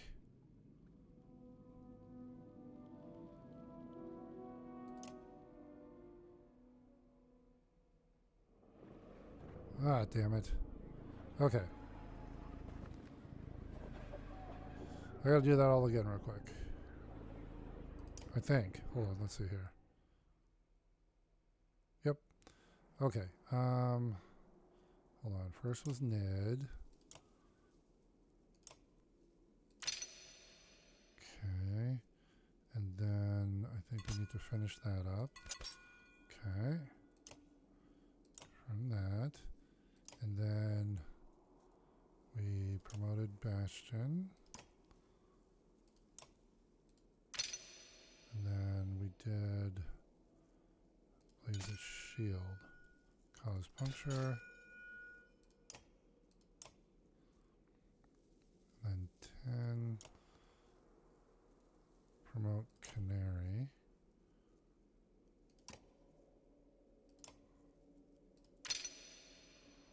Huh, that's odd.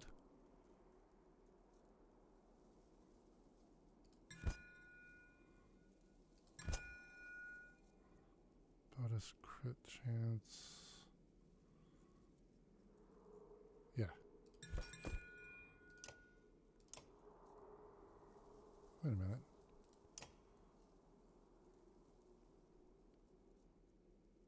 I had a different amount last time.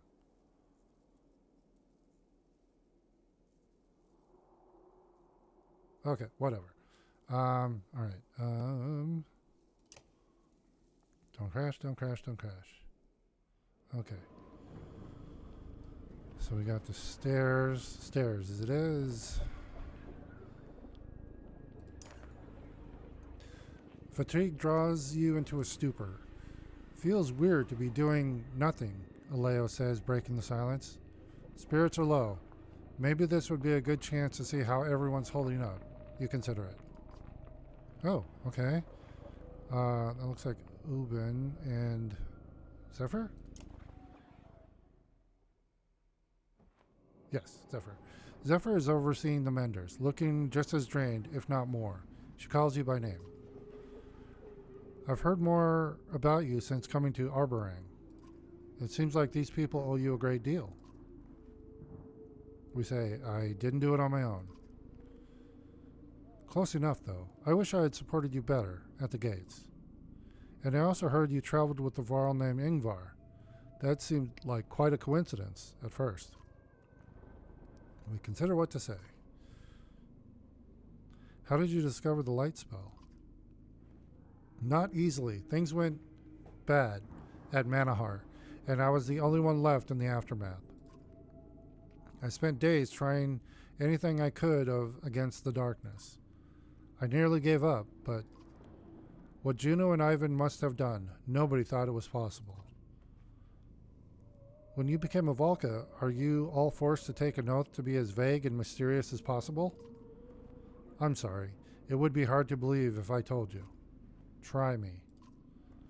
I believe they have pulled down and shattered the black sun that resides inside the earth. Okay, I can see your earlier point. Ingvar, do you know Ivor? He is well known, especially among the dredge. They say he once slew a sunder called Reyes, who carried Bellower's child. Ruin was Reyes' sister. It's my belief that Ruin probably came to Arborang hoping to fight Ingvar. In the face of this darkness, and the other sunder have scattered to the wind, but Ruin wanted revenge, even if it meant killing everyone in the way. Are you saying all the people who died in the siege was because of Ivor? And I can only imagine it is why Bellower chased you all the way to Bowersgard. I suppose there's no point in secrets anymore. After the Great War, the Valka tried to broker a peace with the dredge, and mostly succeeded. But one of the conditions was that we deliver the Varl named Ingvar. They call him the Destroyer. We searched, but never found him. Juno and Ivan would almost certainly have recognized him. Did they ever mention this?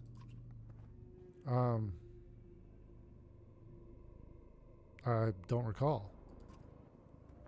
I can't blame you. You have been through quite a lot. Still, I just wish I knew their intentions. You trust your friend Ivor completely? Well, yeah, I do trust Ivor. We were friends. More than completely. Then you're right to let him go, and that itself gives me hope. What's your plan now? To keep this light lit as long as I can.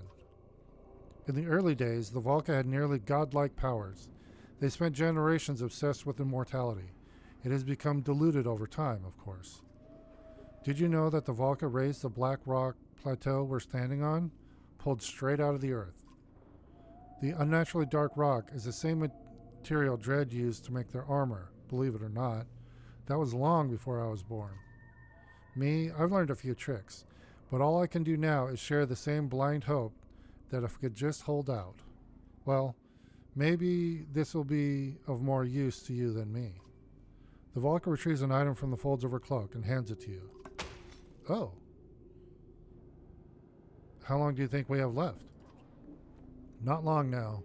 Make the most of your time. I'll let you focus. I only wish I could have done more. Okay, what item did we just get? Hold on here. Heroes. I think it's this. 3 all talents, 1 will per turn, 1 arm per turn, and 1 break. Okay, yeah, that's good stuff. Let's see. Let's give that to... I'll give that to Mogre. Okay, and then this we're going to give to Rook.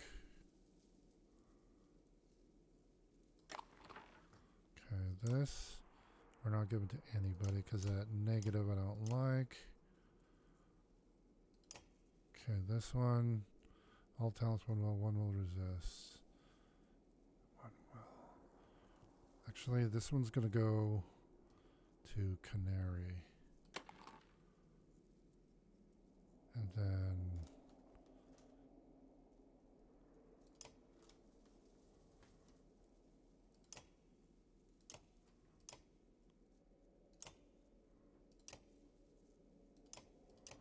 we're going to get, oh, wait a minute. 3 armor resist, 1 strength. Oh, man. Oh, wait, that's plus 2 aggro? No. We're not doing that. Crit chance. Okay, there we go.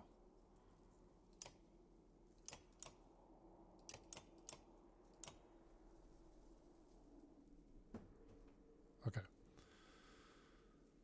And there was one more, I think, Ubin.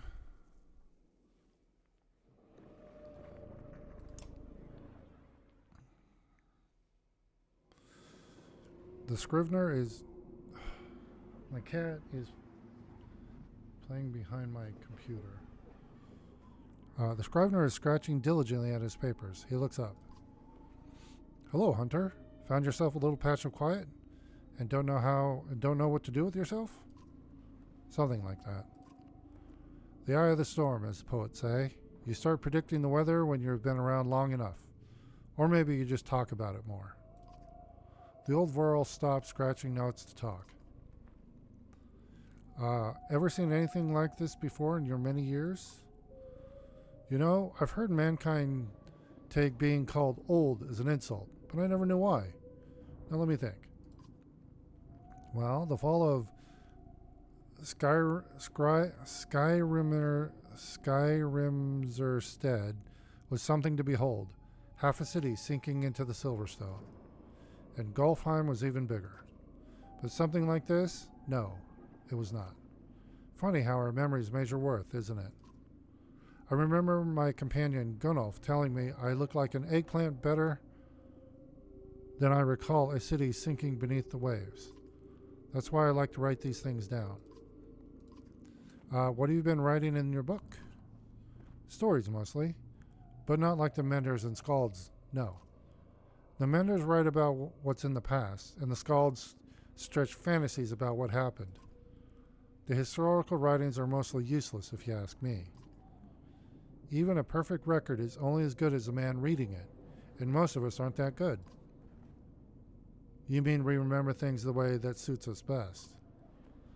You can spin a dozen different morals from the same yarn. Indeed, we're all a bunch of liars at heart. I write stories about people. When someone reveals their own hopes and fears, that's the truth of things, even if it's a lie. Understand? One of the reasons I learned to talk to people, like the Horseborn. I'd like to speak with the Dredge, too, one day, if they'll have me. I've been curious for more detail about Dalaland, the Horseborn homeland. Ah, Dalaland. You wouldn't believe it, Hunter. Cities of solid gold and rivers of wine. You're joking. You're a wily one. No, it was wide fields and tall sky. They wander. Everything they built has to wander with them. Did you know they believed the sun stopped was a blessing? They loved it, before the earthquakes. Then their land was shattered, just like yours and ours, and dredge came from everywhere. If you ask me, there's something a lot bigger beneath our feet than we realized. In a way, it makes me glad. I'd be quite sad to live in a time when we've mapped everything and the world has to show us. Then what? A small world makes for small thinking. Okay, I'll leave you to your work. No worries. If you want to talk, I'm glad for the company. Out of curiosity, what are you planning to do with your writings if the darkness overtakes us? Leave it for someone else to find. Ubin's smile suddenly falls from his face as he realizes it'll become warped. Would you believe I hadn't thought of that? Maybe a horseborn could... No, not without a mender. Maybe we could spare a mender to... Damnation. We'll have to live. There's no way around it now.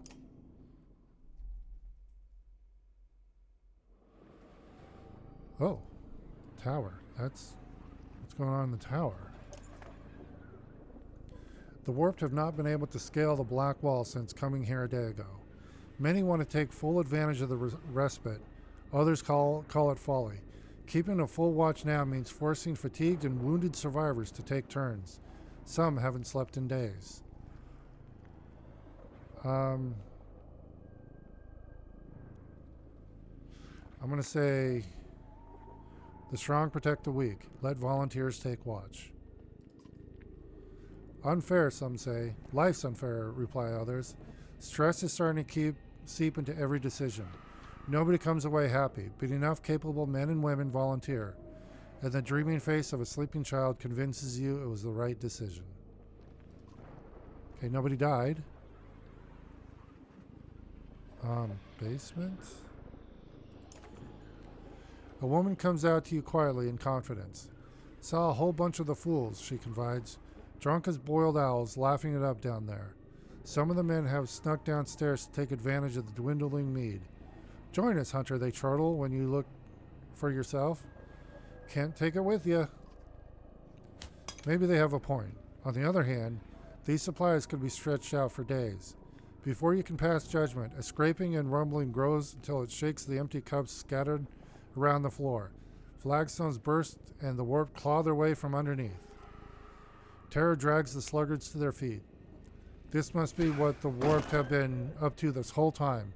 Feign, slurs a man, pulling down a barrel onto the warped and knocking it back below. Feign them all.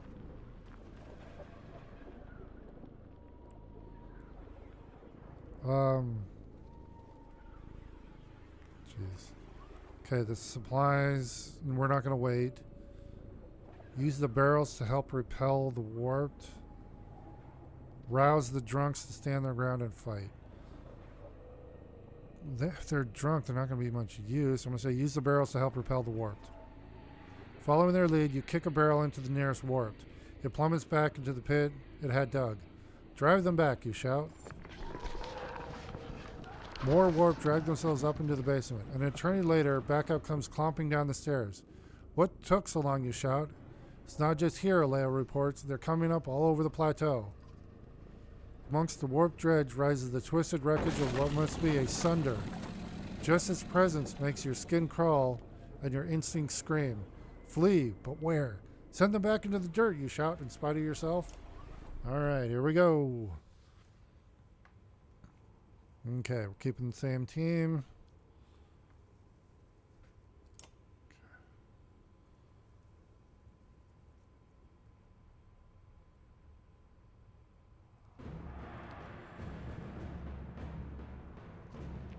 A warp sunder. Fight or we're all doomed.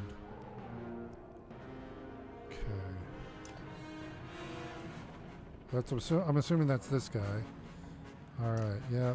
You're...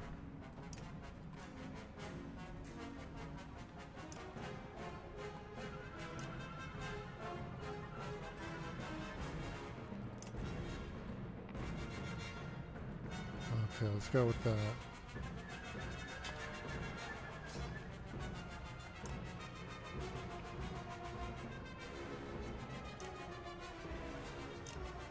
Oh, they're out of... dang it. Just out... No. Nope, nope.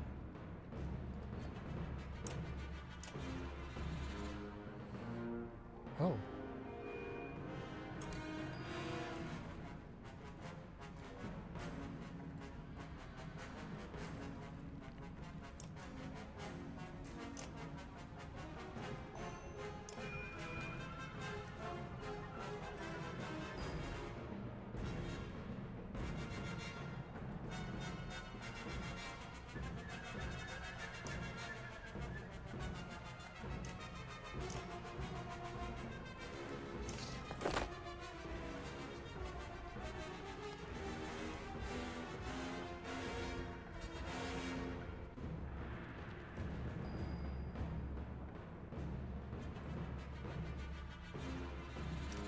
Get rid of that armor.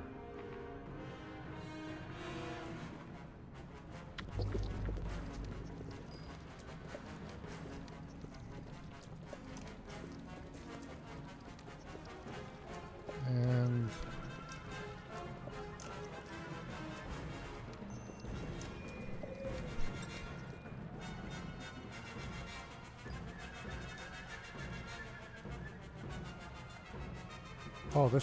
this will be good. This should take him down.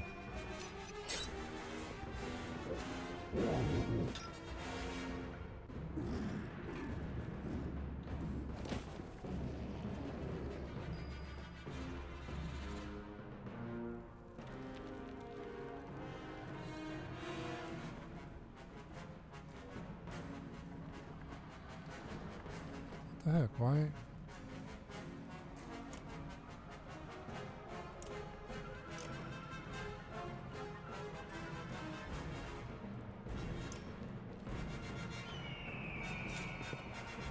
There we go.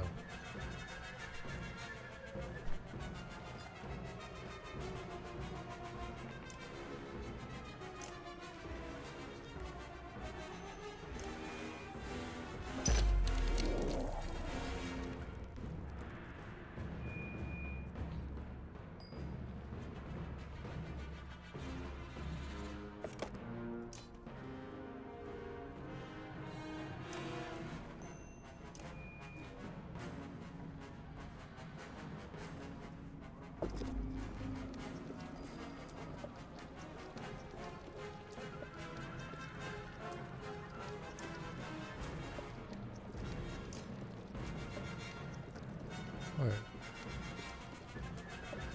Oh, wait, I can't hit him?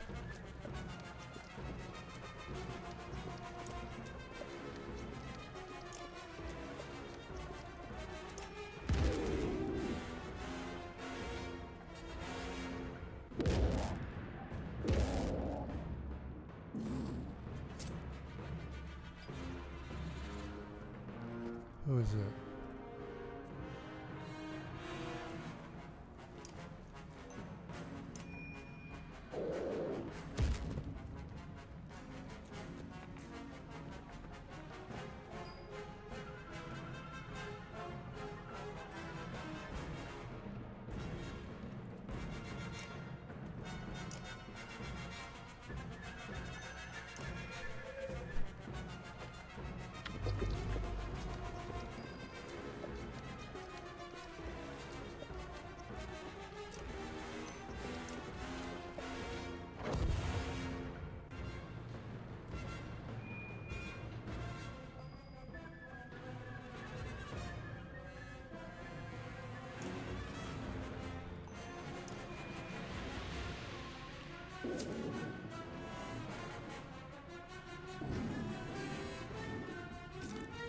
Okay, okay. Who's it? Oh, this is him. Let's get this guy. Oh, damn.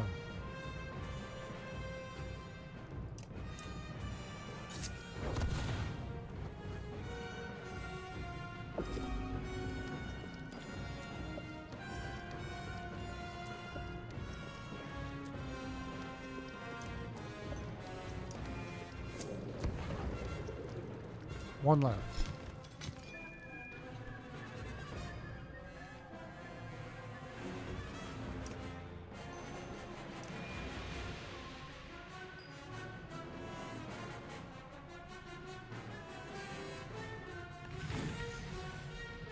Oh no, whoops. Wrong guy.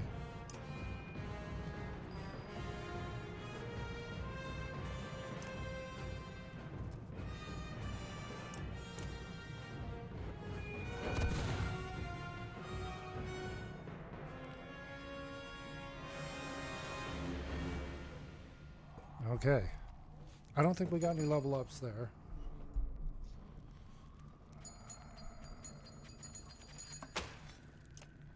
Nah, doesn't look like it. Darn it. The basement is dark and silent once again, and the survivors hustle to seal and cover the holes. You are suddenly regretting the loss of so much mead, because you could use a drink right now. Someone is telling Zephyr that only half the menders have survived. Jeez. Oh, 3 days. 3 days. That's good. We checked up on an old friend, waited vigilance against threats, resisted the warped invasion. 3 days. That's better.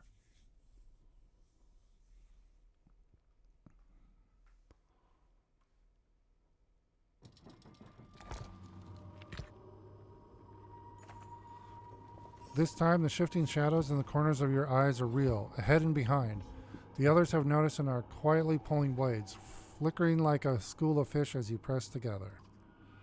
An earth-shaking howl echoes off stone as if surrounding you. Bellower, somewhere out there, fear seeps in against your will.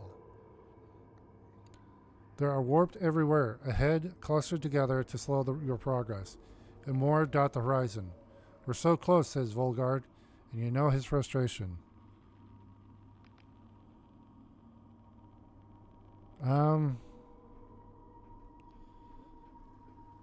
Should we charge and break through the crowd?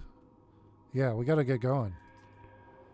What are we waiting for, you shout? An invitation from Bellower? Push through. Okay. Oh, poop. Okay. Ollie.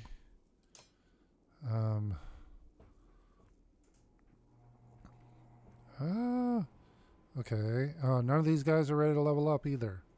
Awesome. Okay, let's Ivan,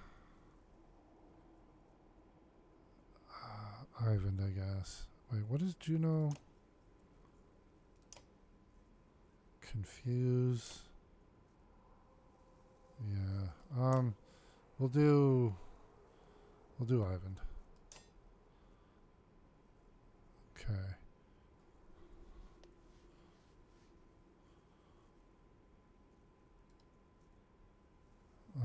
Eric. Wait, Volgard. Wait, let's. Oh wait, Volgard's already in. Jeez. Okay. Oh, not feeling confident about this, but let's go. I should have leveled up there. Oh boy, did I do bad.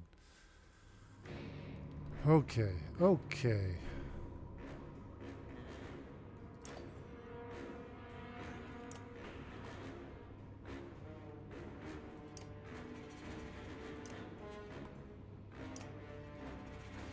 There we go.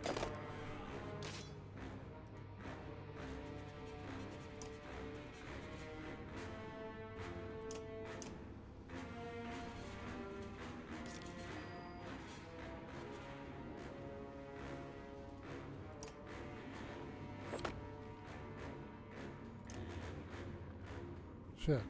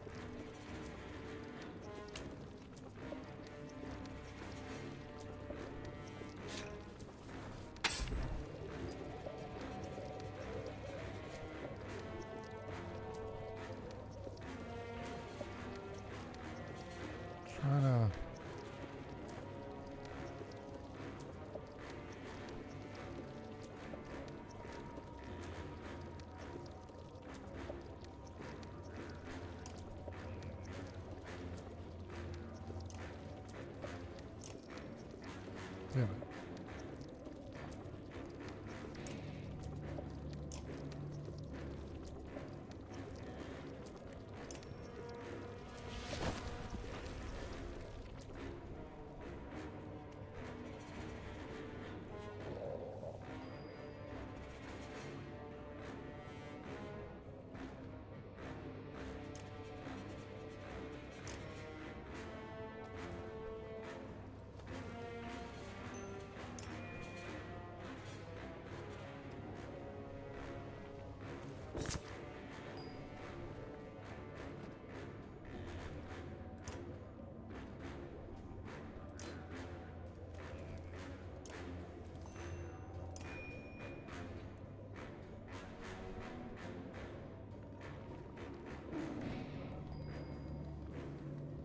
Wait, what?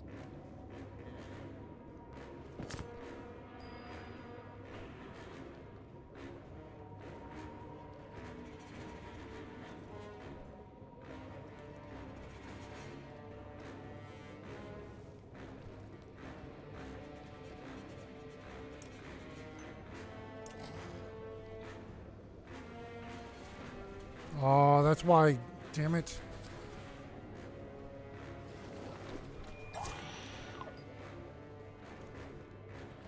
Wait, his turn?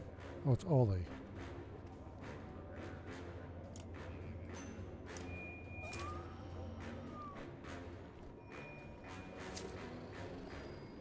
Oh, bear's down.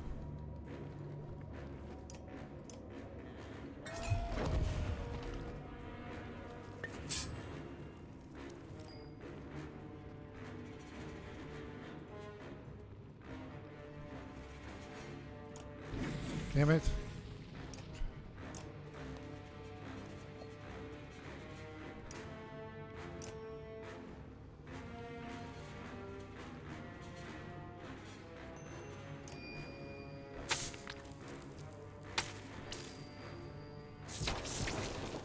There we go.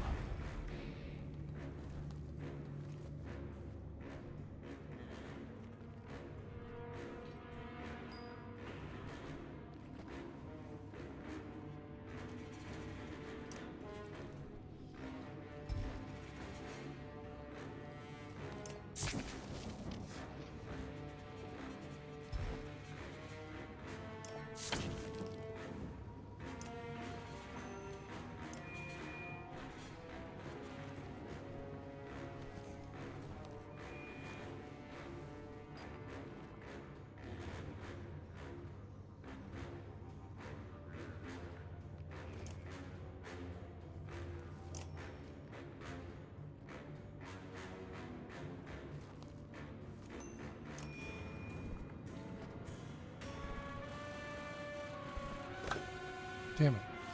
I only got one hit there.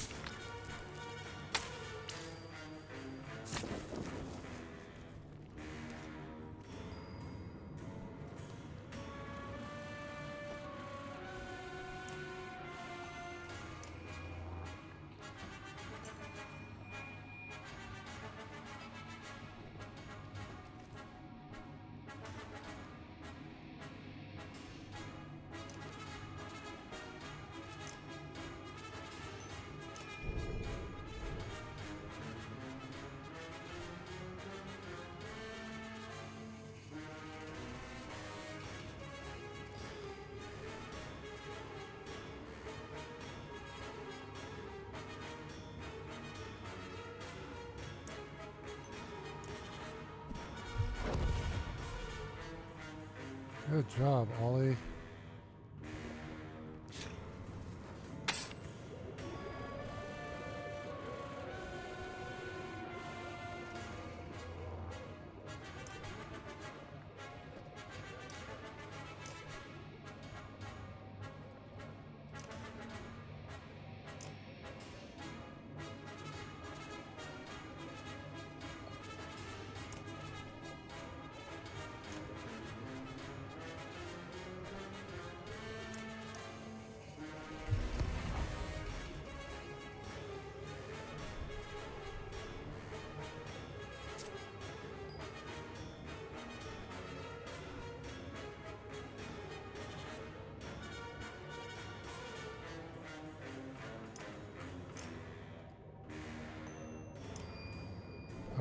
Oh shit, that's gonna hit. Damn it. Oh, but he went down.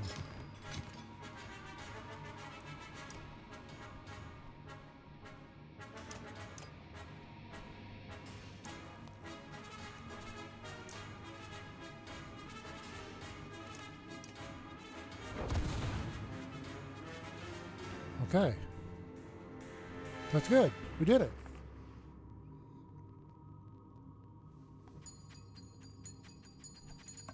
I don't think anybody promoted though.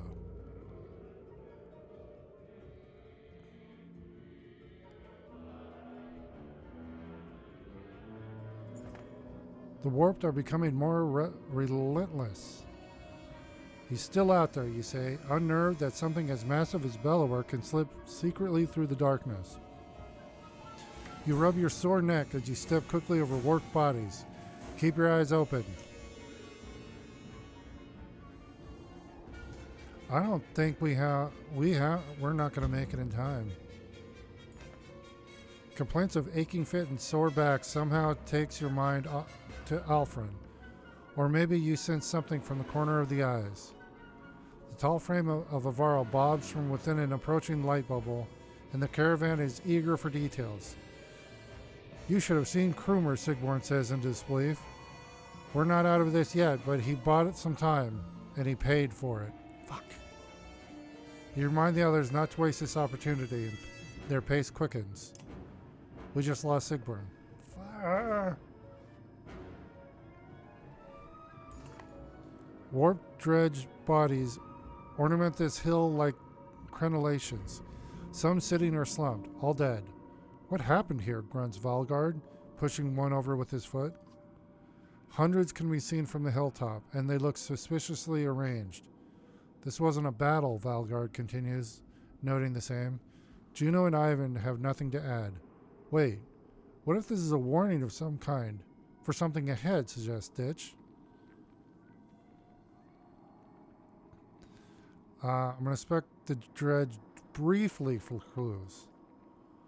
The dredge weapons are stowed, but they each suffer the same piercing wound. They have no signs of food or supplies, and something feels wrong about the way they sit, loosely propped up in a circle, looking at each other.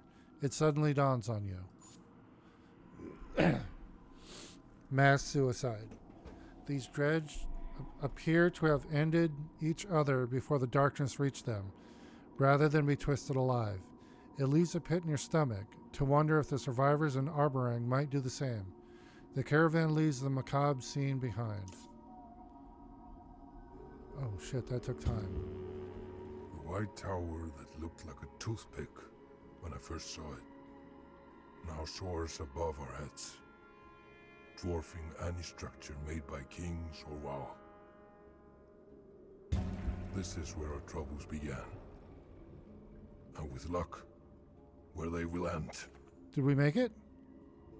At the back of your mind, you always knew it was coming. A fearsome figure stands before the White Tower, before a crowd of warped terrors. I almost started to worry you wouldn't make it, Bulwark growls. Okay. He says, knew I'd see your smiling faces again. We say, I was expecting the serpent myself. The serpent carved a path for me straight to this place. You remember the quakes near the cliffs and put the pieces together. We say, it must be getting pretty desperate if it brought you here to deal with us. He says, on the contrary, seems like a great idea to me. Go ahead and try some kind of mind tricks. See what rage really looks like.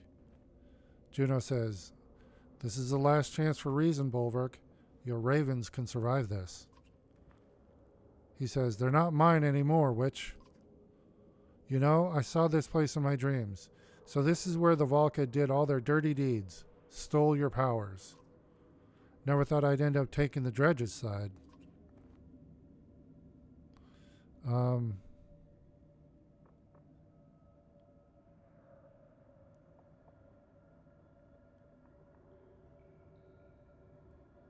He's already kind of full deep into it, so I'm going to rush him. You lunge, your weapon arcing towards Bulwark with the momentum. Okay, so hold on. We've got Sigborn back. So I'm going to pull Ivan out.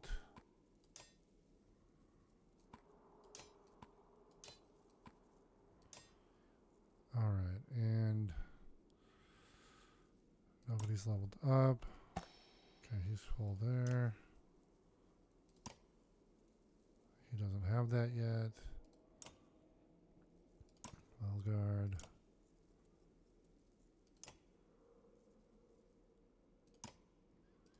Shit.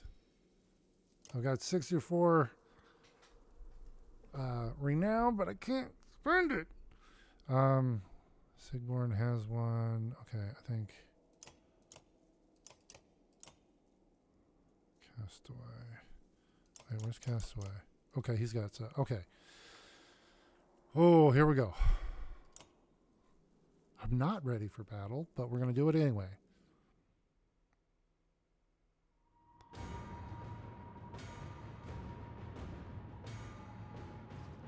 I've heard enough.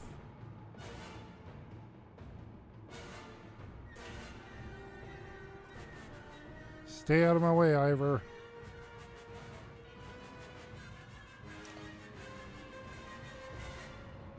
Okay.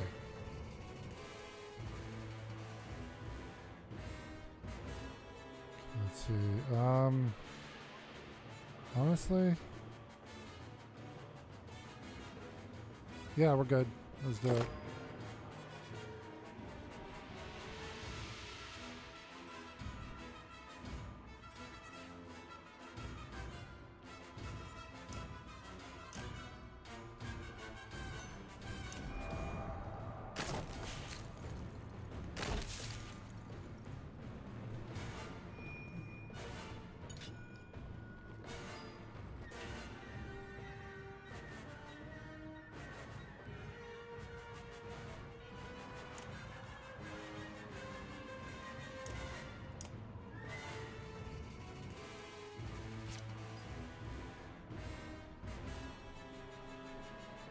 Who's this? This is Valguard.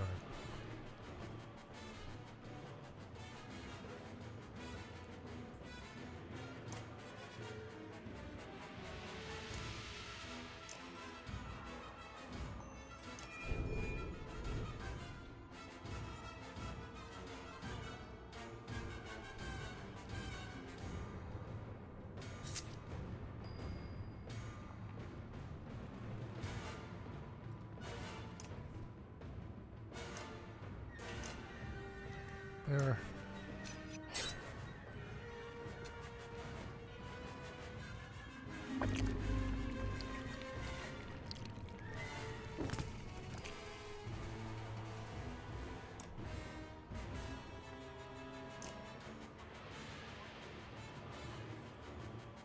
Crap.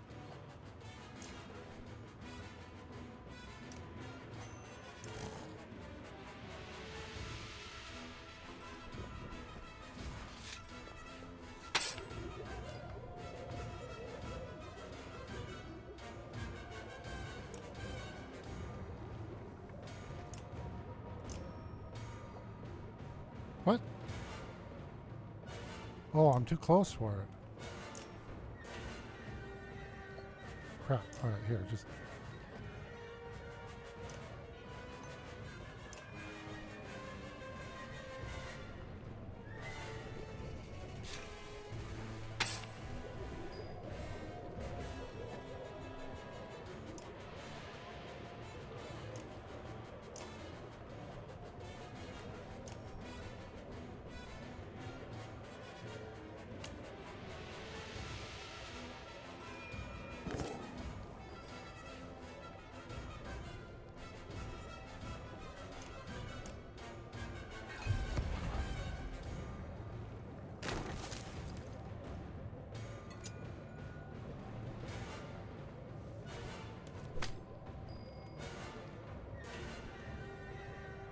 Crap. Kind of pinned in here.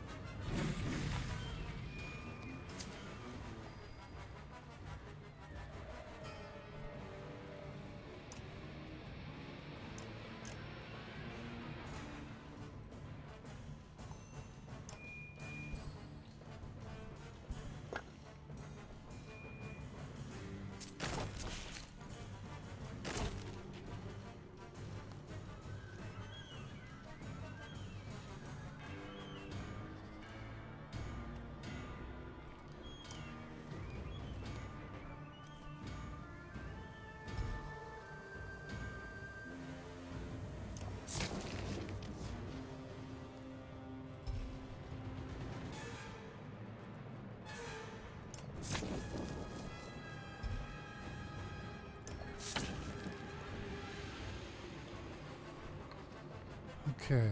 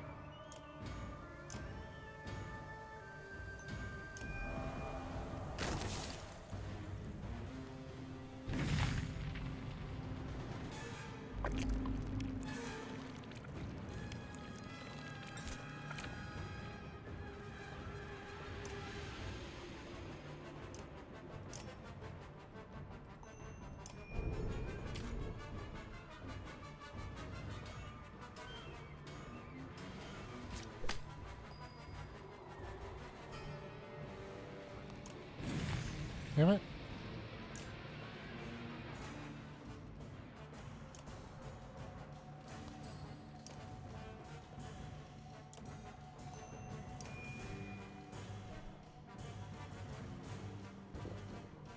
I thought that was the bear.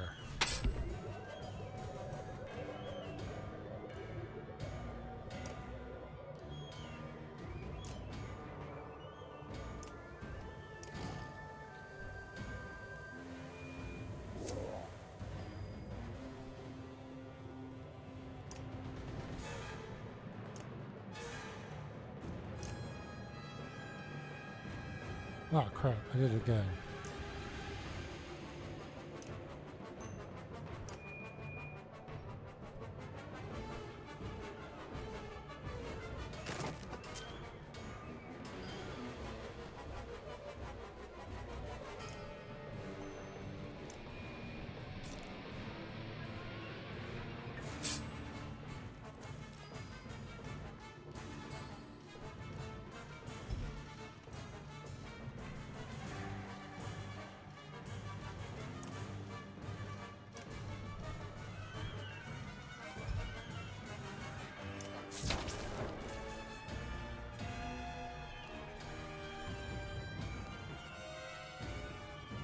Oh, that's it.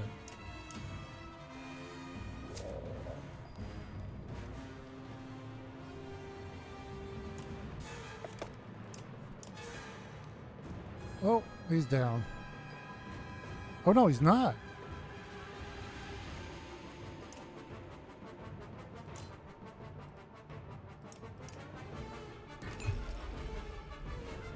Okay, got a promotion there. Eric's going.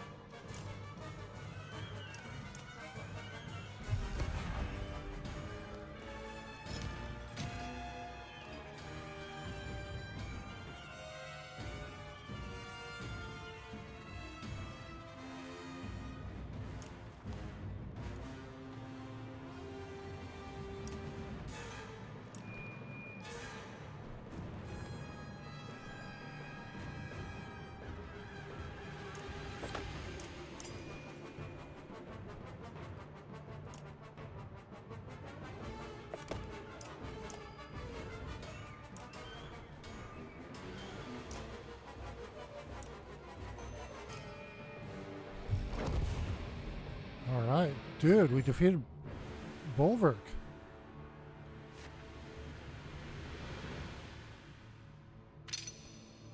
Eric got promoted. That's good. Algar got a promotion. Alright.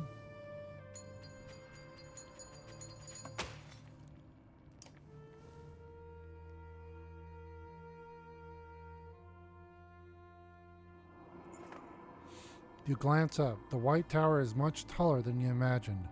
Tall enough to reach a sun, you wonder? A trick of perspective. No, there really are that many stairs. Bulwark doesn't look right. Still as he is, but he doesn't rise again. Ravens stare, wearing a wide range of emotions on their faces. You have no time to gape yourself. You drag Ivan toward the tower, where stairs spiral upward beyond sight, and you take the first of many, many steps. Chapter 22. Only we few remember it now.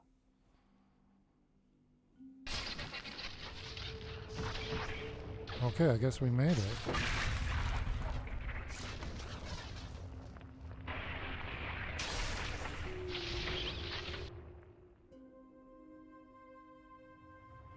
Juno says, quickly, the top of the tower is just up these stairs. We say, this is crazy. I still can't believe that's an actual sun. And you're really going to put it back in the sky somehow? Juno says, Ivan will. He says, Juno, there has to be some other way. I can't. Juno says, you can. We've come this far. He says, wait, Juno, wait. If this is really happening now, give me a moment. Juno and Ivan embrace, one final time. Ivan whispers something meant only for her. And then you're forced to move on.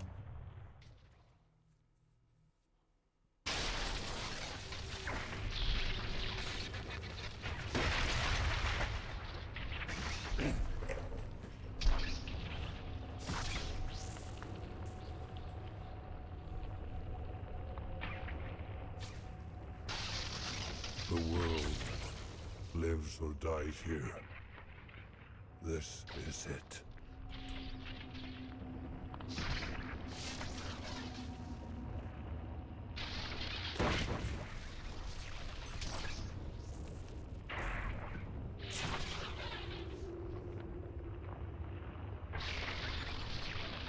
At the center of the tower, Juno sits upon the pedestal, and Ivan reluctantly begins his task. Juno hovers in the air, immobilized. She looks peaceful, as if finally letting go of the burdens she has carried this far, when you hear a familiar rumbling. Ah, what now? Oh, shit, yeah. Oh, it's not looking too good at all.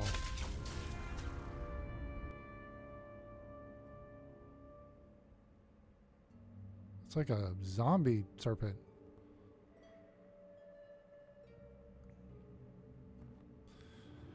The serpent says, the serpent rises its tattered head to the tower top. It speaks in an ancient tongue as before. Ivan says, begone, creature. You don't even have the strength to crush this tower anymore. The serpent continues its low, undulating speech, like smoke rolling over seawater. Ivan stops. He's listening. Gorthusvavel. We say, what does it want? He says, it's giving up. It wants to make a deal. Half a prophecy of extinction, it says. The darkness will lift, and it will spare Arborang.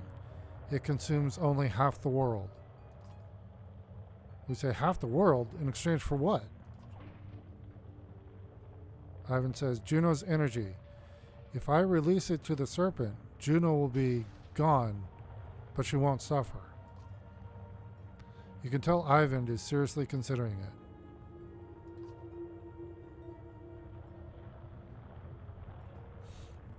If it's negotiating at this point, that means it knows there's an issue. Ivan, this isn't what we came to do. He says, things change, Ivor. This is out of your hands now. Tell me why. Have I not earned that at least? Ivan returns his attention to you with frustration on his face. Behind him, the serpent rattles in resentment at being ignored. Why? Because Juno does not deserve this. Don't you understand what is happening here? How could I? It's been nothing but lies and secrets since we first met.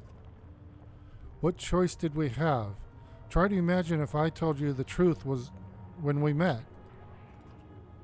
It was hard enough convincing anyone to listen in the first place. Back in Singerholm, when I begged you to wait for Juno, how long did you wait? Would you have been so quick to abandon Rook or Alette? After all I did in Einertop to save the Varl from extinction, if you knew the truth, you'd have drowned me in that lake yourself. I couldn't even trust you to save yourselves.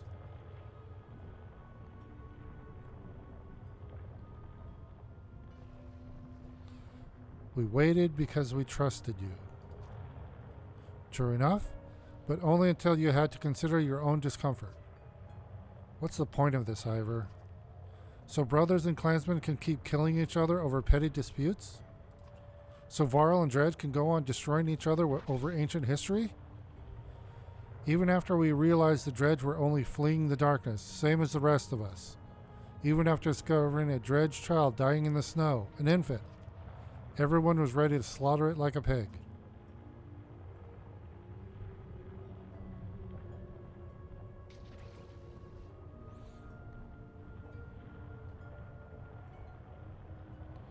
We overcame that fear. Can you ask for more than that? A few overcame that fear.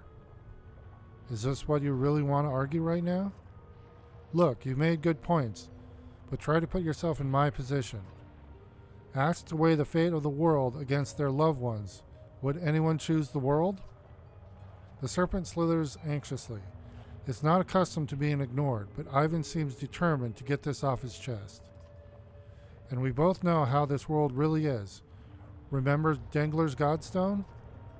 That old woman lies to our faces about who attacked who, then she mocks us for not butchering that stone hurler on sight. And even with the truth laid out so bare before us, there was a debate. How can we hope to overcome that kind of spite and ignorance, that hatred? What are we fighting so hard to preserve exactly?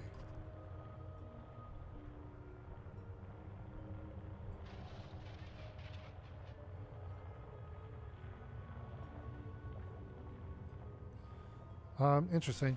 You've had plenty of time to ask that stone hurler how she feels about it. Fair enough. I do understand your meaning, but you don't know the depths of it the way I do. There was a woman near Orzma River, after we somehow survived crossing the chasm. Some of her own clansmen had tied her to a stake, which, they screamed, she was meant to starve to death. I can still see her face, the torture and the pain. Do you remember how many days she had hung there, starving, before we arrived? I think it was 4 days. You sound so confident, but you're wrong. They told us 3. Maybe those men lied, or with the sun stopped, maybe they miscounted. She had been there at least 7 days already. I could feel her agony in the tapestry. According to their own absurd rules, it proved she wasn't a witch. She could have been freed. Can you imagine suffering like that for a world that doesn't even remember you? That's what this is about, isn't it? This is about Juno. I'm not trying to make everything about Juno. I just need to believe in what I'm supposed to do. Ivan seems to be swayed by your arguments. The coils of the serpent are wrapping tighter around the tower. You can feel its patience growing thin. When we found Juno's body smashed and broken on the frozen sea, I saw that same fate for her as that poor woman starving to death.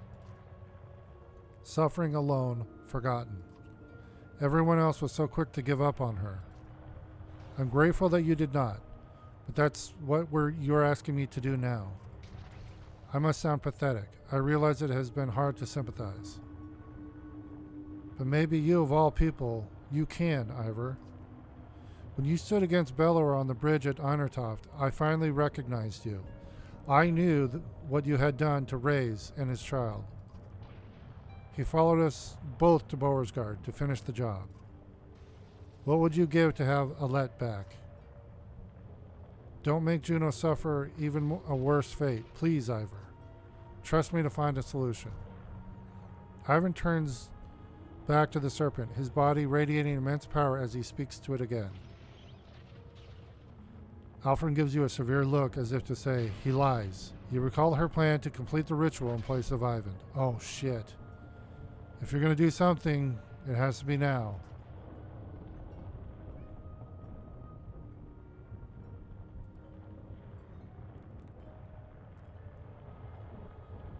I'm going to tell him, this isn't what Juno wanted. Ivan again stops speaking to the serpent, but this time he turns to you with sorrow instead of anger. Juno is everything this world deserves. Instead, you got me. I'm so tired, Ivor. We say, courage. This was the hard part. He says, forgive me, Juno. I'll love you always. I've never seen anything like a sun coming to life. And I hope I never will again. Stuck with him, just a speck so far above our heads was Juno, who turned the darkness into light. Ivan did not want to leave the sun behind as we departed the inner earth. I expect he will return there often. No warp crossed our path on the long trek home. They have all turned to ash. And now, we are coming to this journey's long end. The same thought rattling around my head the whole way. Do I dare to hope?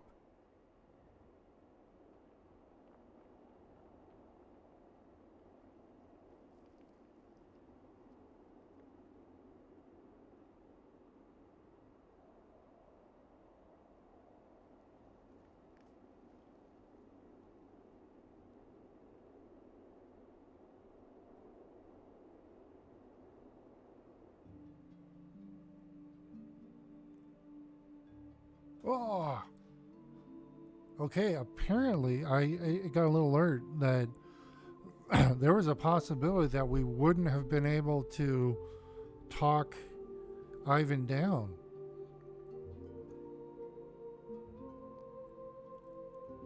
Oh my God. This is an amazing... I can see why people love this series so much. This was amazing. I love this story, and you know, you can't keep everybody alive in war. I was getting really frustrated by losing all my people, but it makes sense. I mean, it's not everybody survives war. So this, wow, Banner Saga 1, 2, and 3, all amazing. Just visually, it's amazing. The music, just, and the story. There were so many good, different. I mean, I'm gonna play again, just to see what other. Oh, that was really quick. Oh, whoa, we're not done. Sorry. Ubin says, somehow I knew they'd do it. Aleo says, whatever it is. But the sun's actually moving again. For a long time, things were looking pretty hopeless. Ubin says, I'm definitely the oldest at this point. Zephyr says, the gods are dead, the world turned to dust, and we go on. Ubin says,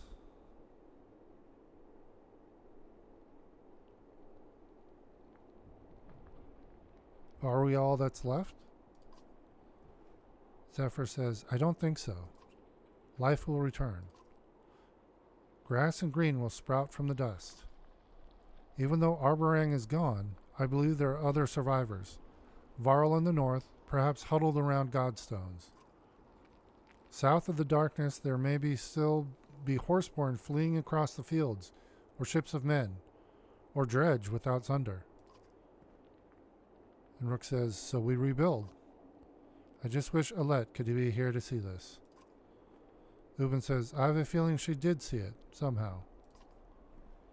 Aleo says, for a long time now, I've been thinking of an epic poem. You'll never guess the inspiration. Would you care to hear what I've got? It would be a pleasure. Aleo smiles and draws his lute from around his back. He sings with a brightness in his voice. Oh, I was hoped they would have a voice actor for this. Only the sun has stopped, cut with keen-edged sword. Little did they sleep, lest they not come home. Weary, the weight of the sun, of our bones, the hills, the slayer and the slain. From their homes must all flee, and cast their hone into the air. To speak in all tongues where a foe may lurk, the destined day shall come. The fetters will burst, brothers fight, and kinship stain, and in fear quake all. The true hero comes reluctantly, rising high their shining light. Alas, the sea is still dead and wide, the hounds are a-hungered. We live as we live, with the mighty grief that was ours and theirs. Only we few remember it now. Aleo rests his throat and then gives a little cough to indicate he's done. Ubin says, it's not bad as far as poetry goes. Like any good historical account, it could use more verses at the end there. Aleo laughs. Aye, you're right. It certainly could.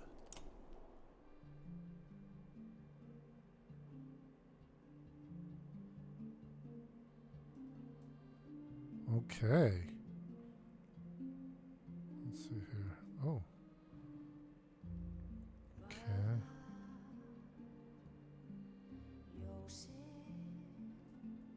Let's see. Orchestration, audio.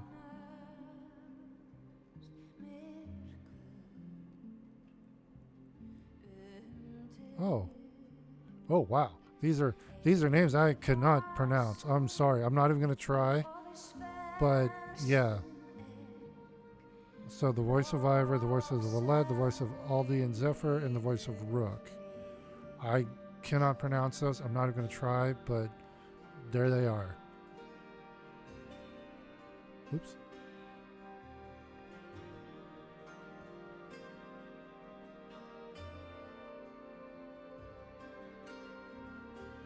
This is so cool.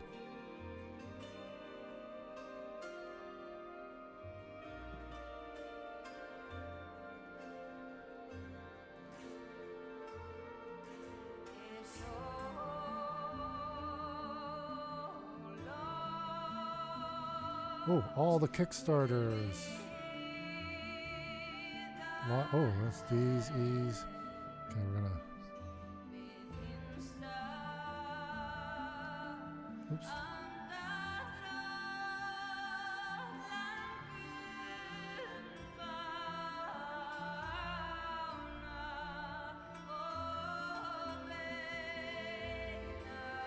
Okay.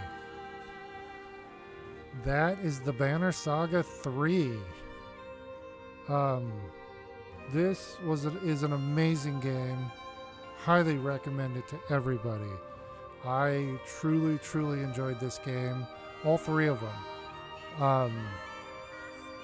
And honestly, I think I'm going to run through them again because there are so many different options you can do and different choices. Yeah. So I hope you guys have enjoyed this this playthrough. If you have, please like, subscribe, follow, share, all those fun things. We put out new videos every day. And in that regard, I hope you're having a great day wherever you are, and we will see you tomorrow, everybody. Bye now.